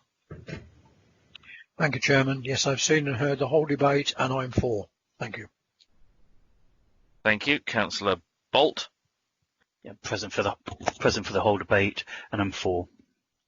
Councillor Bradford. I've been present for the whole debate, Mr. Chairman. I'm for. Councillor Kingham. Thank you, Chairman. Yeah, I've been present for the whole debate and I am for. Thank you. Councillor Revens. Thank you, Mr. Chairman. For clarity, my signal went during Mr. Jewson talking, so I missed a little bit of that presentation. My vote would be in favour if that were allowable. Mrs. Lehman, could you just clarify the legal position on that in terms of missing part Thank you, of the speaker? Chairman. If any part of the presentation was missed by any member, he cannot participate in the vote. Thank you. Okay, so I'm absent due to technical issues. Thank you, Councillor Evans. Councillor Murphy.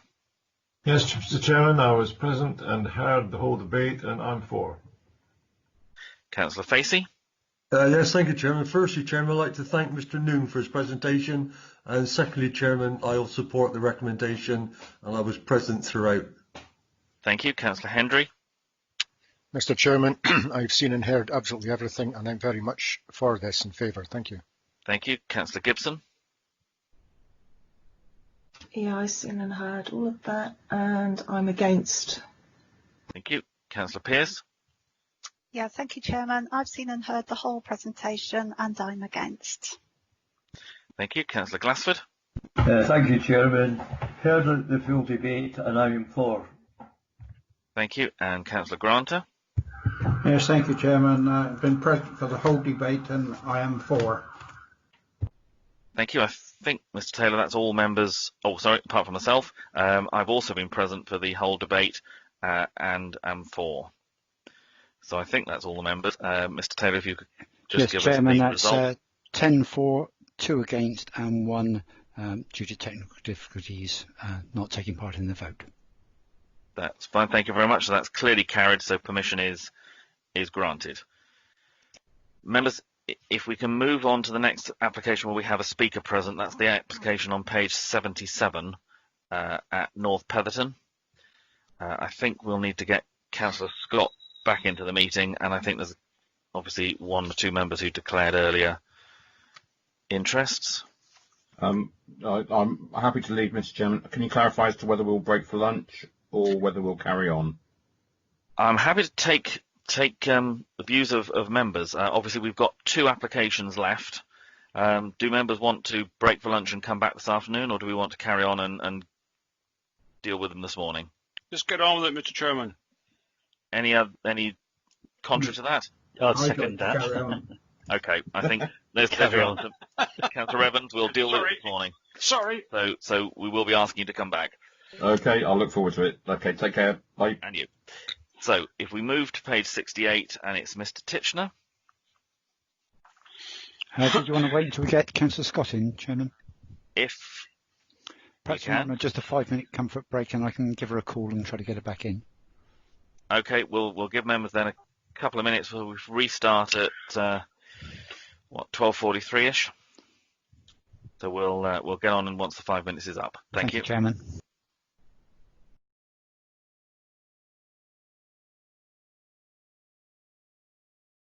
Is Councillor Scott with us? Yeah, Scott there. Terrific. Thank you.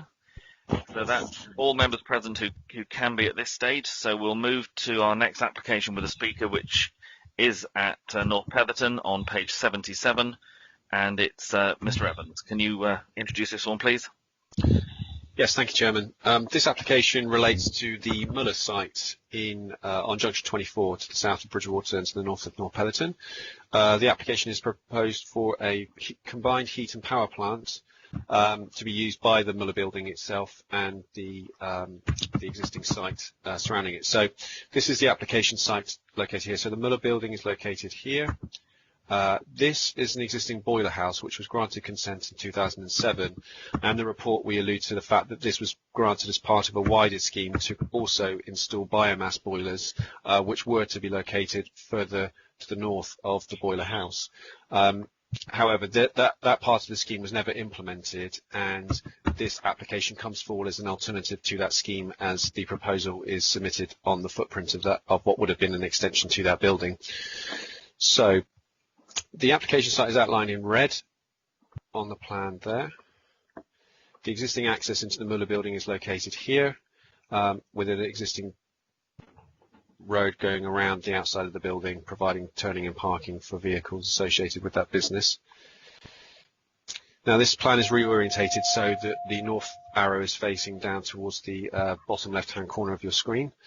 The CHP plant will be located directly adjacent to the existing boiler house.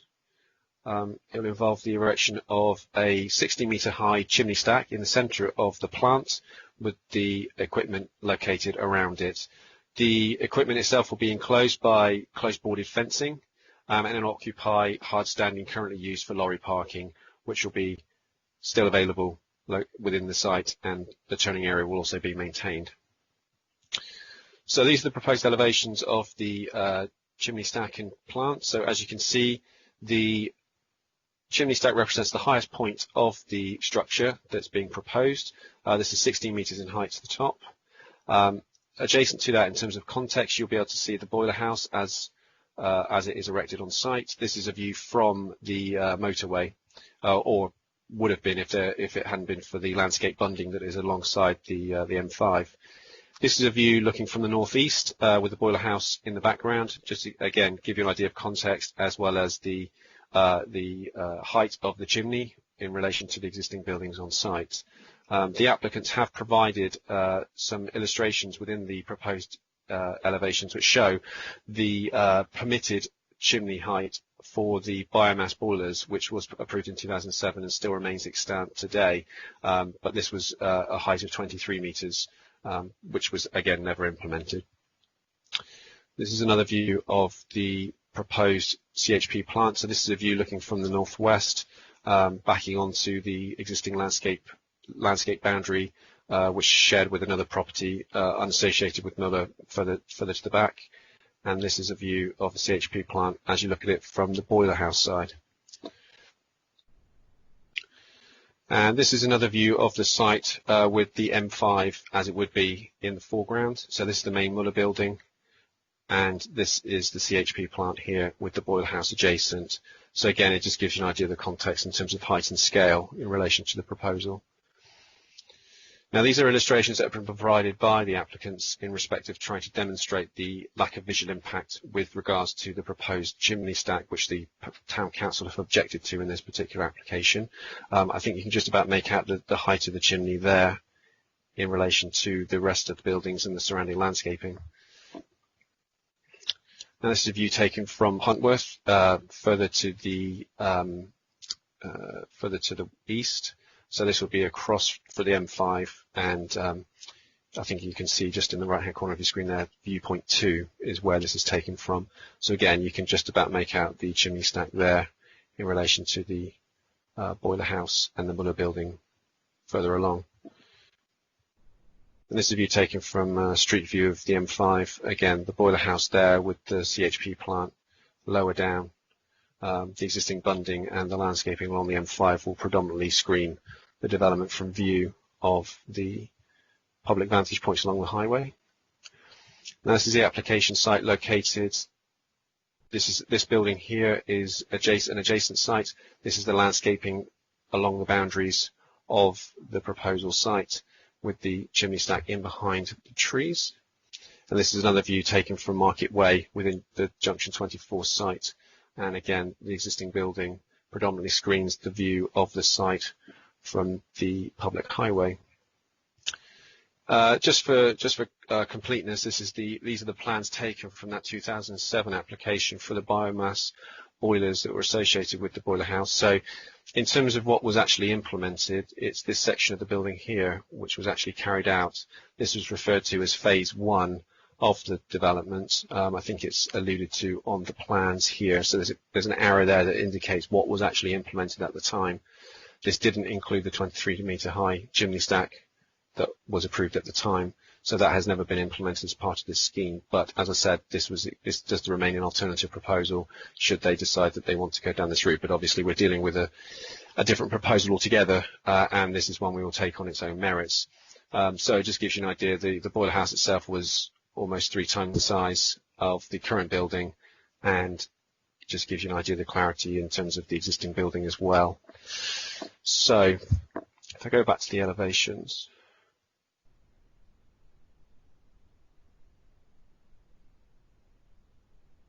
So this is a viewpoint taken from, this will be the viewpoint taken from within the site, and the closest you'd see from the M5.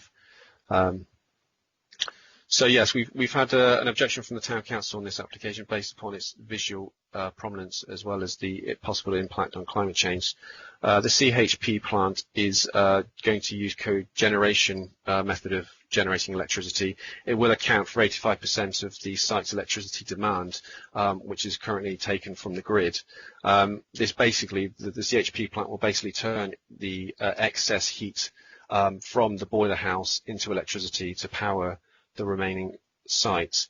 The existing boiler house provides the steam for heating and processing functions within the Muller building, and the CHP will be connected to this and then use the natural gas generated steam to turn that into electricity. So in effect, in terms of climate change and environmental impact, is considered that the CHP plant will be a very efficient, very environmentally friendly way of generating electricity and power for the existing site.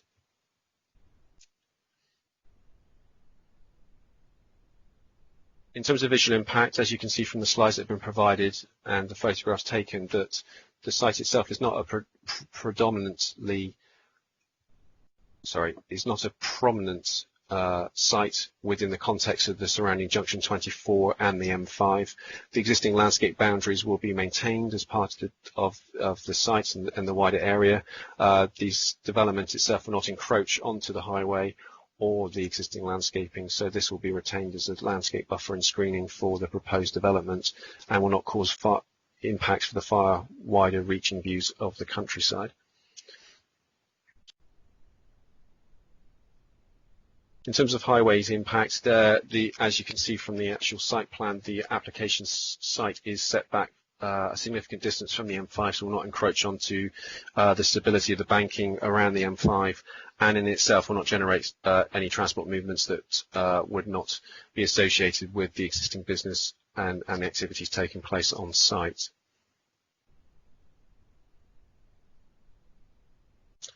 So in conclusion, the application is considered to be acceptable in terms of visual impact, will provide a suitable, sustainable means of generating electricity for the existing business, and will not have a significant impact on the amenity value or the visual impact of the surrounding countryside or the wider area.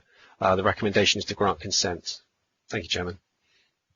Thank you very much. As you'll see, we have a speaker on this. It's Catherine Bartlett. Again, Mr. Taylor, if you could enable the speaker's microphone, and if I could just confirm that is working, please. Hello, yes. Can you hear me? Yes, we can. Thank you very much. Again, just to remind you, you have the 3 minutes and you'll hear the bell when you've got 1 minute to go. So start when you're ready, please. Okay, thank you very much. Thank you for the opportunity to speak today, Chairman and fellow members of the committee, and also for that presentation, Mr. Evans, which really sets out everything that we wanted the committee to hear today. Really, the purpose of speaking is just to address those comments from the Town Council, and to emphasise that the height of the chimney stack that is of concern is actually significantly less than what was approved at the 23-metre high, take at the extant permission represents. And this followed pre-application advice where we completed revisions to the scheme, and the height is now proposed at 16 metres, which is only 2 metres above the existing 14-metre height at the site. In terms of air quality, a comprehensive assessment of the air quality impacts of the facility operating with a 16-metre stack has shown that emissions would have a minimal effect on local air quality. The assessment has determined that a stack height of 60 metres provides adequate dispersion of emissions from the facility, and as such, there'd be no reason to withhold the grant of permission or an environmental permit for the facility on grounds of air quality. And we note that your environmental health officer has raised no objection in this regard. And just to conclude, that the CHP plant will assist in the longevity of the use of the site by Muller through establishing a more efficient means of energy generation.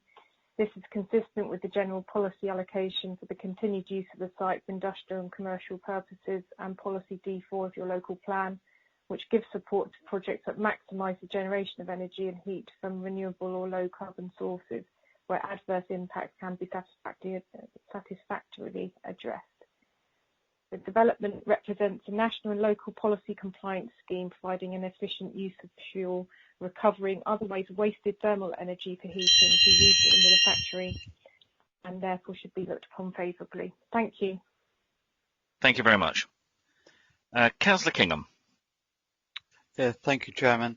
So here we have a company who are trying to reuse energy from a power source to create more power. Unfortunately, when you get this sort of situation, you do end up having a chimney of some height. And so we only have to go a little bit further up the M5 towards Bristol, a matter of a half a mile away, and we have a plant there which is producing waste to energy, and it's right alongside the motorway. I don't think anybody's actually ever complained about that. This application is away from the motorway. It's behind a large amount of vegetation, and it's commercial. And I think if you've got commercial, you do have chimneys and of some height. So I don't really see as this is actually a problem. So we've got to encourage people to generate their own power and making themselves more green. I don't have a problem at the moment. Thank you. Thank you. Councillor Bradford. Thank you, Mr. Chairman. I don't like disagreeing with my own council, but I'm going to, I have to be honest. A thing like this reduces carbon emissions, and that's what everybody's on about at present. Only one concern. The local cricket club is just in over the hedge next door, and the local bowls club boasts outstanding facilities. So really, I would like the maximum amount of screening that could be provided for this, really. The M5 side, not much of a problem. It's probably there already, but I do feel, because at times in the last 4 or 5 years we've had smells coming from that place, believe it or not, wafting across the North Petherton, and there's been a few complaints made. I wouldn't like to think there'd be anything from this, okay, but the chimney's going to be high enough above that to take it all away, hopefully, and that's one of the reasons why it's like it is. So I'm quite happy with it, Mr. Chairman, to be honest with you. It's the way forward, and Councillor Kingham hit the nail on the head. When he's a little bit further along, we've got another place like it. So, okay, thank you very much. Thank you. Councillor Pearce. Thank you, Chairman. It's a positive thing when there is local energy generation on site. It's just, I've got a question around the carbon emissions element of it and the gas element of it, and the sort of proportion, I'm assuming, of fossil fuels being burnt. That's my question. What sort of proportion of fossil fuels, and also with liquid effluent disposal, whether that is will be a requirement in this application, and if so, how will that be dealt with? Thank you, Mr. Evans.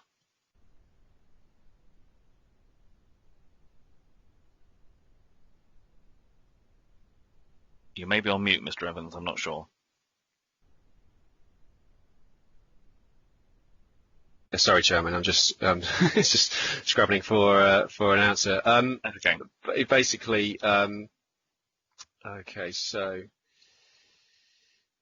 in effect, I mean, the heat is generated from waste heat that is generated by the boiler house, and this is then distributed through to the CHP, which will then generate its own electricity and power. The existing boiler house uses gas-fired boilers, so in terms of input, the natural gas is used through the boiler house, and then the CHP kicks in with what it does. And it's with a view to generate reducing carbon emissions. Unfortunately, I don't have information about liquid disposal within the information I have in front of me. Mr. Noon, you indicated to me that you might have some information. I don't know whether it was relating to which part of the question.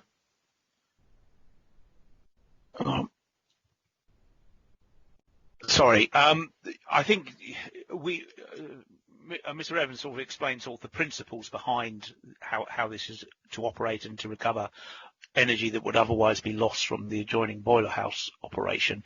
We don't have the figures in terms of a breakdown of how much gas that is burning, how much more gas might be burnt as a result of this. I think that would be an unreasonable expectation in terms of, it's information that we would expect an applicant to provide.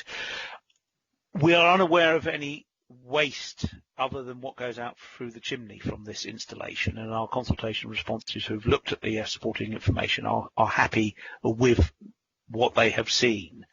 In terms of the principles of this, combined heat and power is something that we do strongly encourage. It's not being presented to us in a way that this is an additional fossil fuel burning facility. It is something to make the existing facility more energy efficient, and from that point of view we do feel that it is welcome. Thank you. Thank you. Councillor Pearce, does that answer you as far as we can go? Well, I'll accept that there are some unknowns here. Okay, thank you. Members, I've not got anyone else who's indicated to speak at the moment, so I would be looking for a recommendation, please. Councillor Kingham. Thank you, Chairman. Yeah, I'd like to move the recommendation. Thank you. I think Councillor Granter.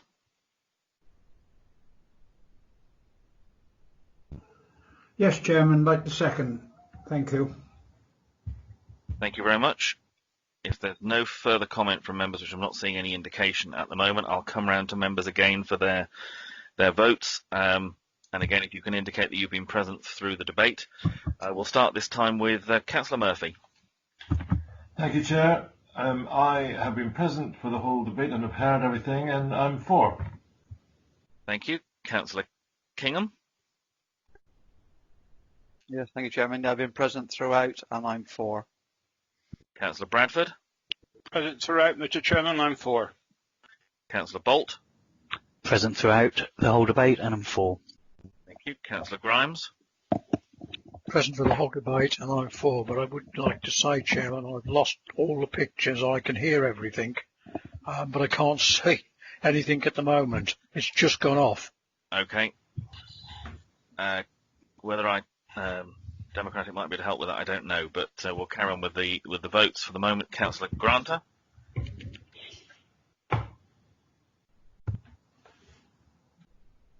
Is Councillor Grant? Yep, Councillor Granter. Yeah, sorry, Chairman. Yes, I'm for. That's okay, no worries. Councillor Glassford. Yeah, seen and heard the presentation, and I am for. Thank you. Councillor Pearce. Thank you. Yes, I've seen and heard the whole presentation, and because of the unknowns, I abstain. Thank you. Councillor Scott. Yes, thank you, Chairman. I've been present throughout the whole debate, seen and heard it all, and I'm for. Thank you. Thank you. Councillor Hendry. I've seen and heard everything, Mr. Chairman. I've got no problem with this at all, and yes, I'm for. Thank you. Thank you. Councillor Facey. Yes, Chairman. The problem, I was trying to get through on the chat, Chairman. Can I make a comment before I vote, please? Yep, please do. Yeah, just briefly, Chairman. Being a bit of a Luddite, and this is sort of in my profession, I've looked at the details of this, and regarding Councillor Pearce, this is the most efficient system which is available at present time with modern technology to be as clean as we can be. They can't go any better, Chairman. And in that case, Chairman, I would like to support the recommendation. Thank you very much. And I think the last one is myself, and I also heard the debate and been present throughout the whole thing, and am for the recommendation that's been made.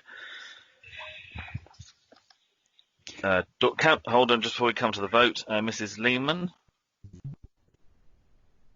Yes, thank you, Chairman. I didn't hear that Councillor Grant said he was he heard and saw the whole debate. Okay. No problem. Can we just confirm that with you, Councillor Grant, that you did hear the entire debate? Yes, I was present for the whole debate. I heard and seen everything. Thank you. Excellent. Thank you very much for that. Mr. Taylor, is that all members who are present and able to vote have voted? That's 11 for, 1 abstention. That's clearly carried then, so permission is granted. If we can get the Councillors Gibson and Revens back into the meeting. And I think at this point we again lose Councillor Scott.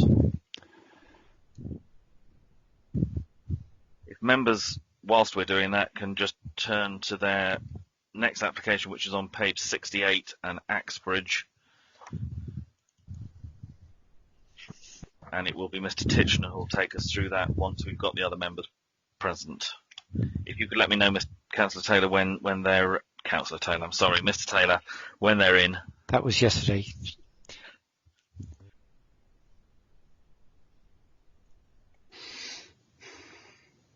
Bob, it's Mike. I think I'll leave the meeting now, Chairman.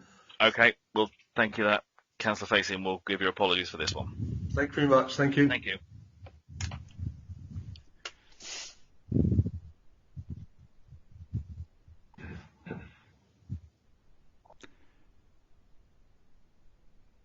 Councillor Gibson, are you with us?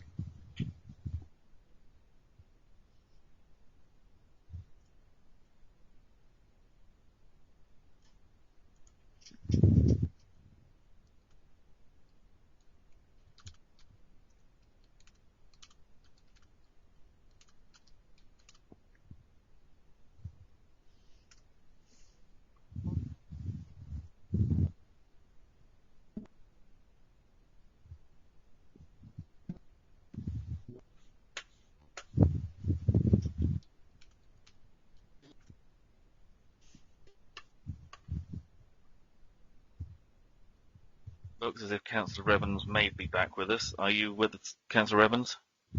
Yeah, I'm here. I'm sorry, I was just waiting for us to start. I'm sorry, I didn't realise you were waiting for me to... That's all right. Both yourself and Lee. Just checking if Councillor Gibson is with us. She's not showing us present Just at the to moment. confirm, Chairman, Councillor Gibson has, although she might be showing as being on the list, she is signing out of the meeting. She won't be returning for this application. Okay, thank you very much for that, Mr. Holm, if you wish. Right, Mr. Titchener, if you would like to take us on to the next application in Axbridge, please. Okay, no problem.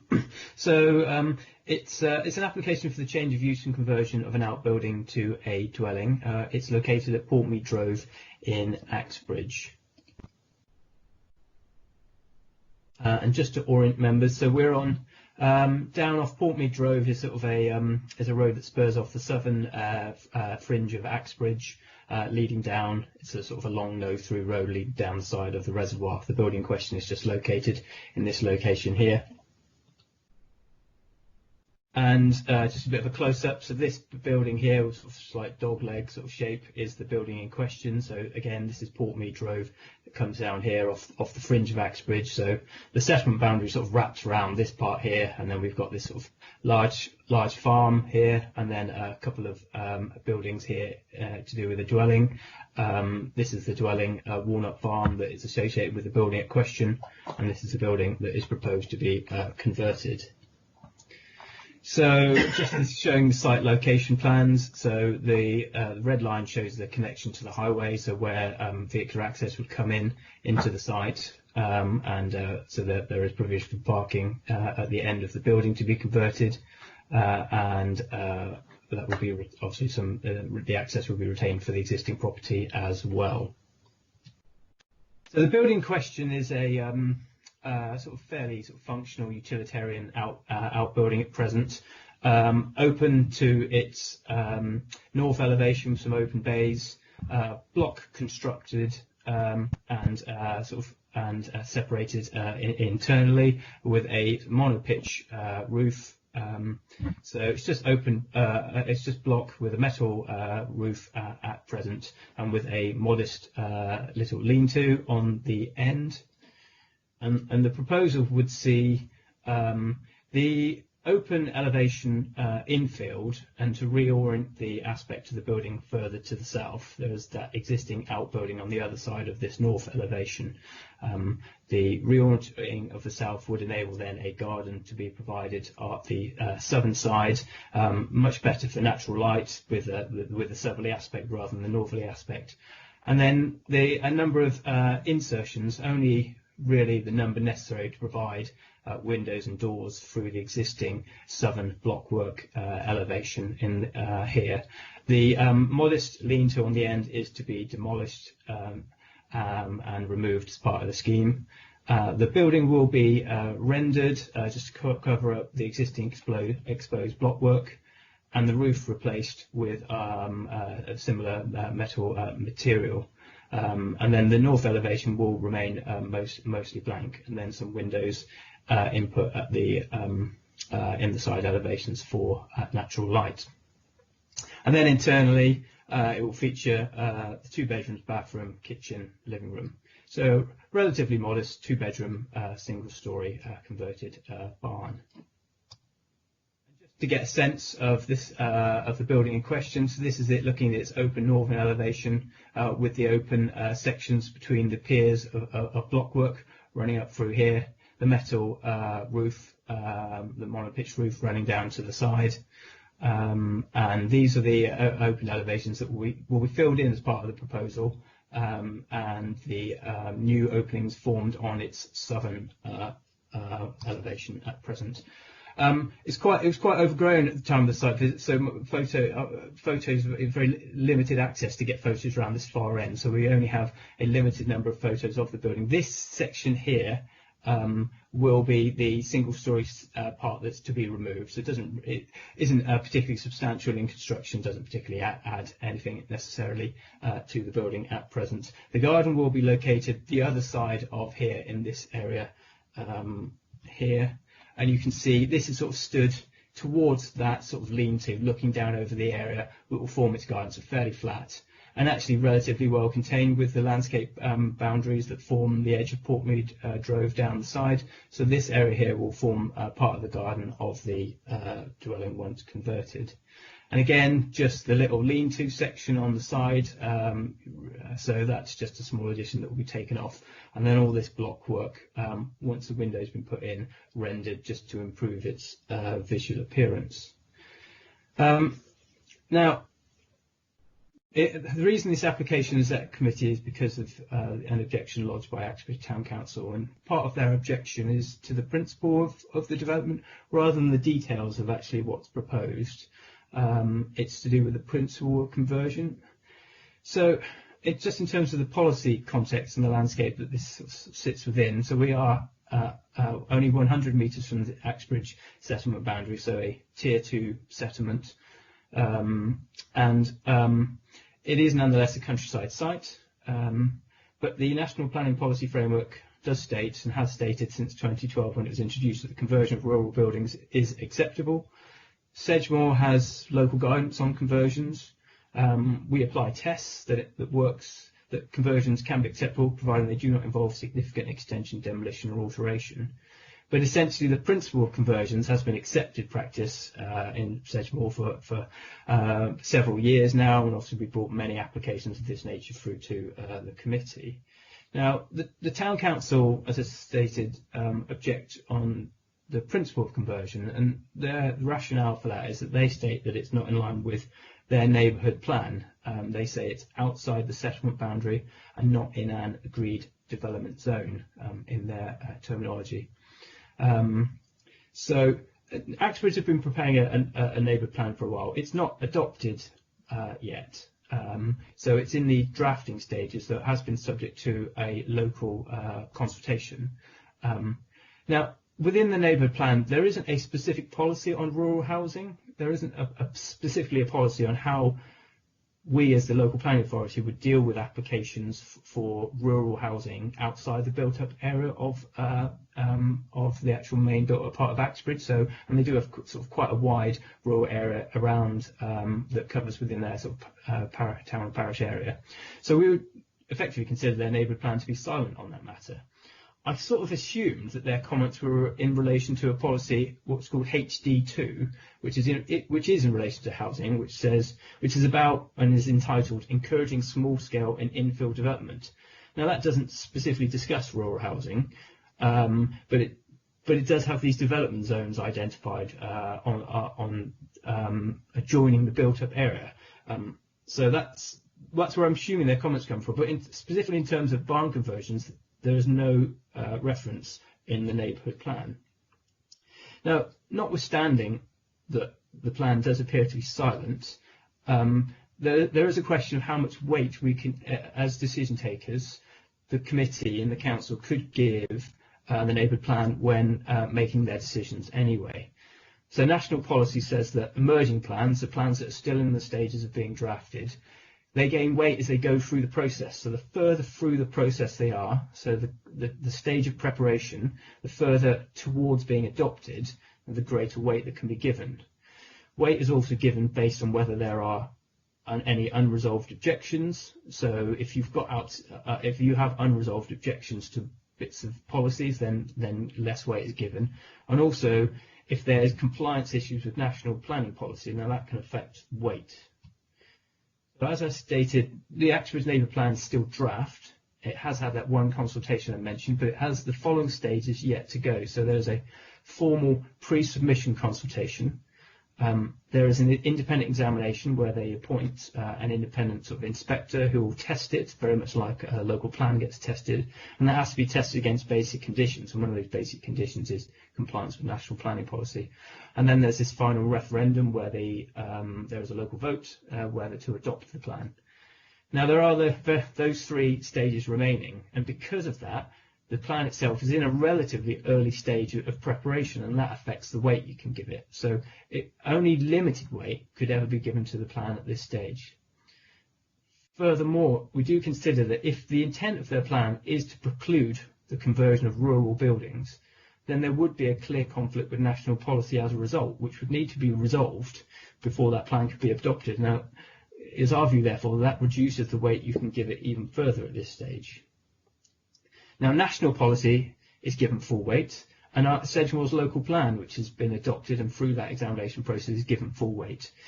Now, the neighbour plan, as we said, is given limited weight at most. So, in terms of how we take a decision, we have to be using those parts of the plan that have full weight, and therefore it will be determined against national and local policy, which says that the principle of conversions is acceptable. Now, I mentioned whether significant works were involved, and I mentioned that there are interventions for the infilling of the north elevation and the replacement of the roof. Replacement of the roof is relatively standard. That tends to happen on most barn conversions, that the original roof covering tends to get stripped off. There's a fair amount of infilling on the northern elevation. Now, usually you'd expect one elevation to be infilled anyway. Now, the southern elevations where they are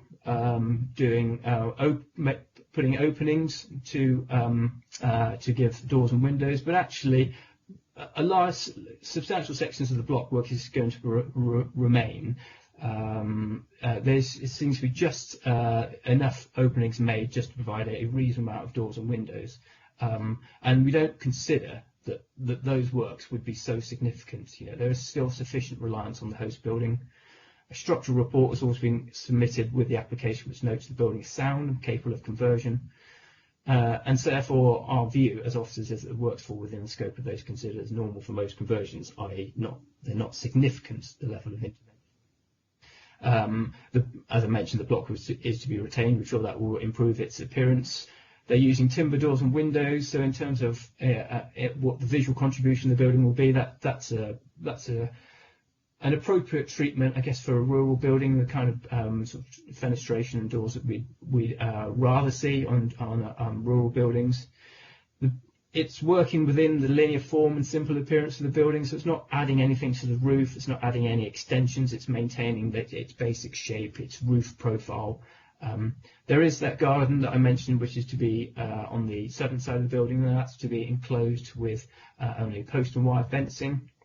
And that's welcomed, because that means they're not using sort of really hard landscaping, such like 1.8 metre high feather edge board or something like that, which you wouldn't want to see on this edge of sort of a rural sort of fringe sort of location. And there's also some landscape planting which proposed, but we haven't got the specific details, so we would propose a condition just to secure the details of that.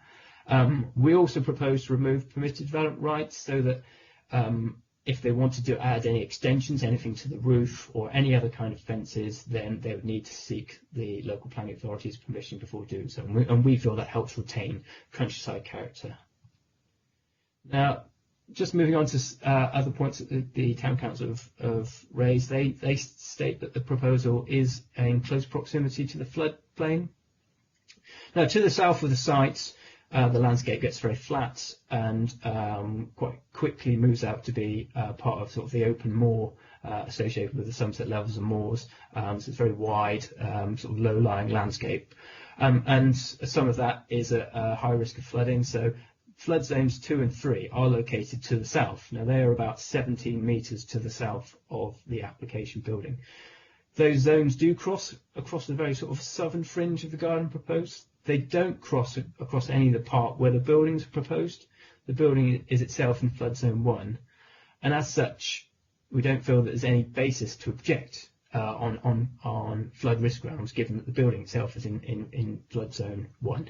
It may well have been a different consideration if the building was in flood zones 2 and 3, but it isn't.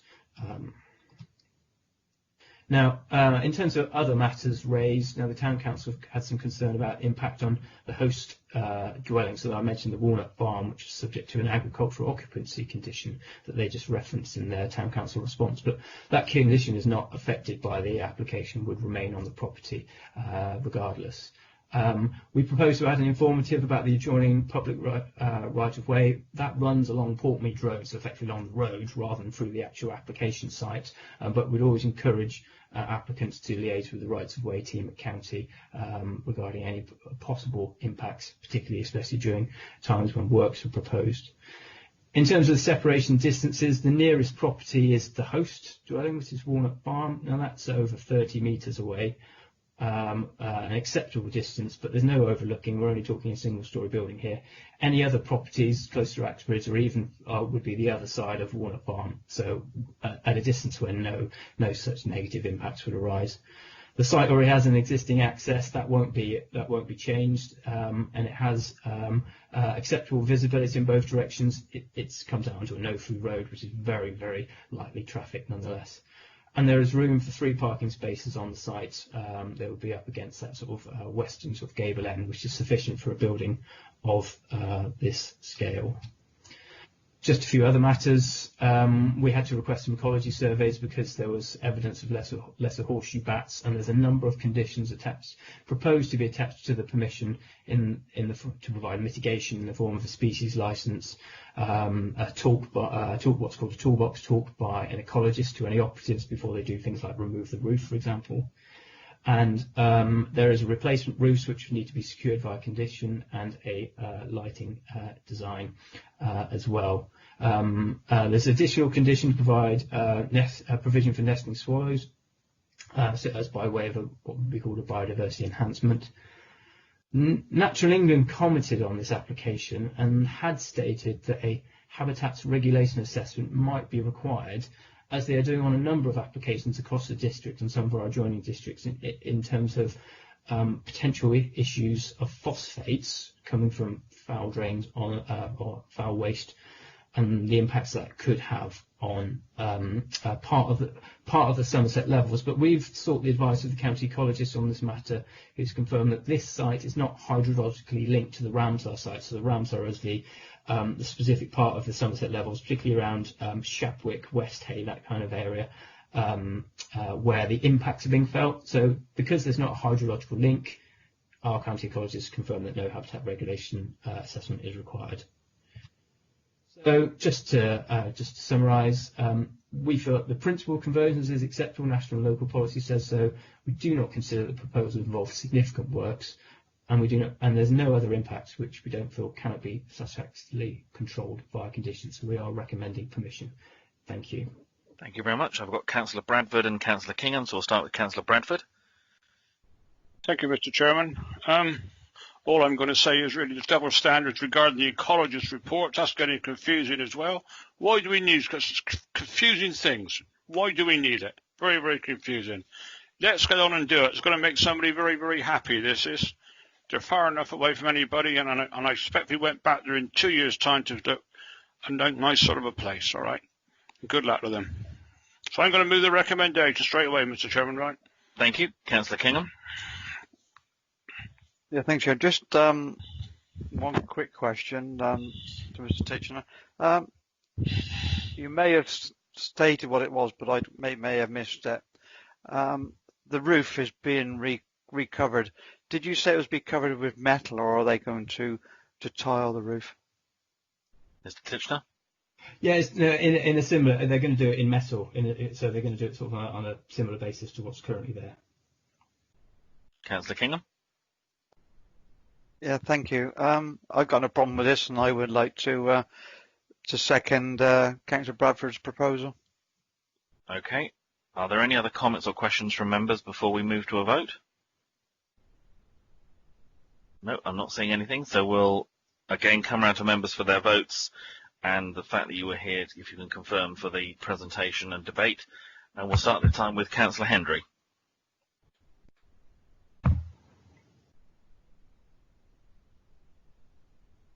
Is Councillor Hendry here? Okay, we'll come back to Councillor Hendry. Councillor Pearce? Oh, thank you, Chairman. Yes, I confirm I saw and heard the whole presentation, and I am for the officer's recommendation. Thank you. Councillor Glassford? Saw and heard the presentation, and I am for the officer's recommendation. Thank you. Councillor Granter? Yes, thank you, Chairman. Seen and heard the whole debate, and I am for. Okay. Can we come back to Councillor Hendry? I'm here, Mr. Chairman. Yes, I've seen and heard everything, and I'm absolutely for. Thank you. Thank you. Councillor Grimes? Thank you, Chairman. Seen and heard the whole debate, and I'm for. Thank you. Councillor Bolt? Present for the whole debate, and I'm for. Thank you. Councillor Bradford? Present for the whole debate, and I'm for. Councillor Kingham? Thank you. Yeah, present for the whole debate, and I am for. Thank you. Councillor Revens? Present for the whole debate, and my vote is for the officer's recommendation. Thank you. Thank you. And Councillor Murphy? Thank you, Chair. I was present and seen and heard the debate, and I'm for. Thank you. And myself, I've been here, seen and heard the debate, and I'm also for. Mr. Taylor, can I just confirm, is that all the members present? Yes, Chairman, all present, and it's unanimous. Excellent. Thank you very much. Right, members, if we could just ask Councillor Scott if she wishes to come back for the final section of the meeting, which is the reports. Section 7.1 is the first one, and I think, is it Mr. Howlett? Are you presenting this? I was certainly going to try to, Chairman, but you'll be pleased to know that it's going to be very, very quick. Okay, so... Just 2 seconds for a minute, Mr. Howlett, while we just check whether Councillor Scott is coming back to us. Okay. Just check, Mr. Taylor, are you contacting her? I'm happy to give her a phone call if you want to just wait a minute or two. Thank you very much.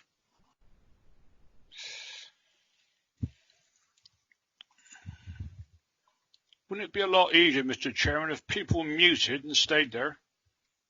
Unfortunately, they have to leave the room. Really? Yeah.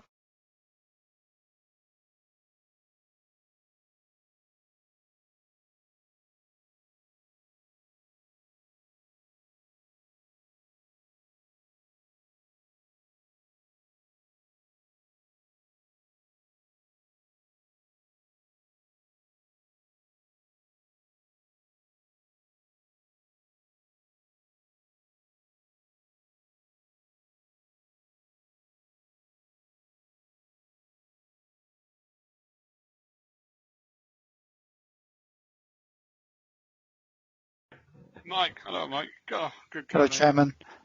There's no answer from Liz Scott's phone, so I assume she's gone off to do something perhaps more interesting. Okay. All right. We'll move on then, please, to Mr. Howlett, if you'd like to just take us quickly through the reports then, please. Okay, thanks, Chairman. So the first report... You might need to do something with your mic. You're a little bit faint at the moment. Okay. Let me turn it up. That's better. Okay, fine. So yes, first report is new appeals received. So only one received this time. So very small matter, just a dormer extension. We've refused on design and impact on street scene and neighbouring properties grounds. So we'll see how that one goes. In terms of appeals decided, so these are where we've had decisions from the inspectorate, quickly running through them. Most of them are delegated decisions. The first one, 12 Church Street, Highbridge, was a change of use of a garage to a dwelling. Like I said, it's delegated refusal on the basis of amenity space, limited amenity space, and also impact on neighbouring properties. Inspector considered the appeal and decided that it wouldn't actually have any major impact. He did also raise the fact that the national space standards aren't adopted by the council and therefore allowed the appeal. So that was one that we lost. Second one on the list, Waterside, Axbridge Road, Cheddar, was conversion of a piggery to a dwelling and the retention of a workshop. Again, delegated refusal on the basis of impact on living conditions of future occupiers, and also impact on trees, although that reason was taken off the table because we found out that it wouldn't impact on any trees before the appeal decision. And also we refused on the basis it was inappropriate location for that form of development, being countryside and not being demonstrated as being needed. So inspector considered the proposal was acceptable in terms of impact on the living conditions, but did agree that the works, because it was a conversion, were far in excess of what you would expect from a barn conversion, and therefore agreed with us that it was an unjustified dwelling in the countryside, albeit a conversion. The third one on the list, which is Eastfield at Old Bristol Road, East Brent. Members will be quite familiar with this one because it was a committee decision, but also the site was subject to a site visit some time ago when we were looking at a variety of different proposals out there. It's also adjacent to the East Brent scheme from last time round as well.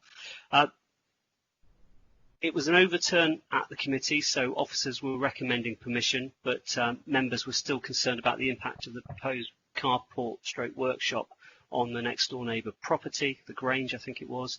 The inspector considered that whilst you could see the proposal, he didn't agree that it would have a significant impact on the living conditions or represent any sort of visual dominance, so the appeal was also allowed on that one. The one on the bottom is Old Durston Station Yard at Outward, Taunton. So that was an application to remove a holiday condition and instead replace it with an over 50 age occupancy condition. We delegated refusal on the basis that we considered the holiday condition was still justified given the site was within the countryside. It's actually a very useful appeal because the inspector, in dismissing the appeal, also I think as far as praising our condition, but certainly identified that it was very robust as a condition and was very happy to dismiss the appeal on the basis that he felt that the disputed condition was necessary, precise, enforceable and reasonable. So that's a good one for us to use on any future schemes of a similar nature. And then the final appeal decision that we received was one off land off Stoughton Road, West Stoughton, Wedmore, which was change of use of land to equestrian and the erection of stables. Wow. We delegated refusal on the basis that proposed use wasn't appropriate in the countryside, given that there was no justification for any specific need. The applicant had in fact just bought a field in the middle of nowhere, they didn't live anywhere near it, and the inspector shared our concerns that because of that it would only generate traffic movements and that there was no justification for that specific site. So again, quite a useful appeal, identifying that when you are looking at countryside, even if you are looking at the countryside uses in the countryside, you still have to demonstrate an element of need. In terms of the next sheet, this is Section 106s that have been agreed again since the last committee. So these are both delegated decisions. The top one is a housing scheme in Ashcott for 25 dwellings. It was the preferred site in the Ashcott neighbourhood plan. and that's now been granted. And the one on the bottom of the list, Old Stables, Alston, Sutton Farms. This was conversion of a building to basically like an annex, but it wasn't like an annex. It was going to be used as an independent dwelling, and Section 106 has been secured to ensure that it can't be sold off separately or leased off separately from the main dwelling. And the final one, these are just certificate of lawfulnesses. All four are proposed uses, so these are ones where we've had to ascertain whether or not they require planning permission. These aren't established uses where people have basically got away with things. These are people asking whether they need planning permission for something, and in all cases we've granted the certificate of lawfulness, although on 34 Almond Tree it did take 2 attempts, as you'll see, so it's got a refusal on the list, but it's also got a permission further down. And that's it, Chairman. Sorry, I tried to be as quick as I could. No, that's excellent. Thank you very much. Are there any comments or questions from members on any of the reports that you've just had outlined? No, in which case that brings us to the end of our business for today. So can I thank you all very much for your input into the committee today, and we'll close the meeting at, what is it, just before 20 to 2. Thank you very much. Thank you.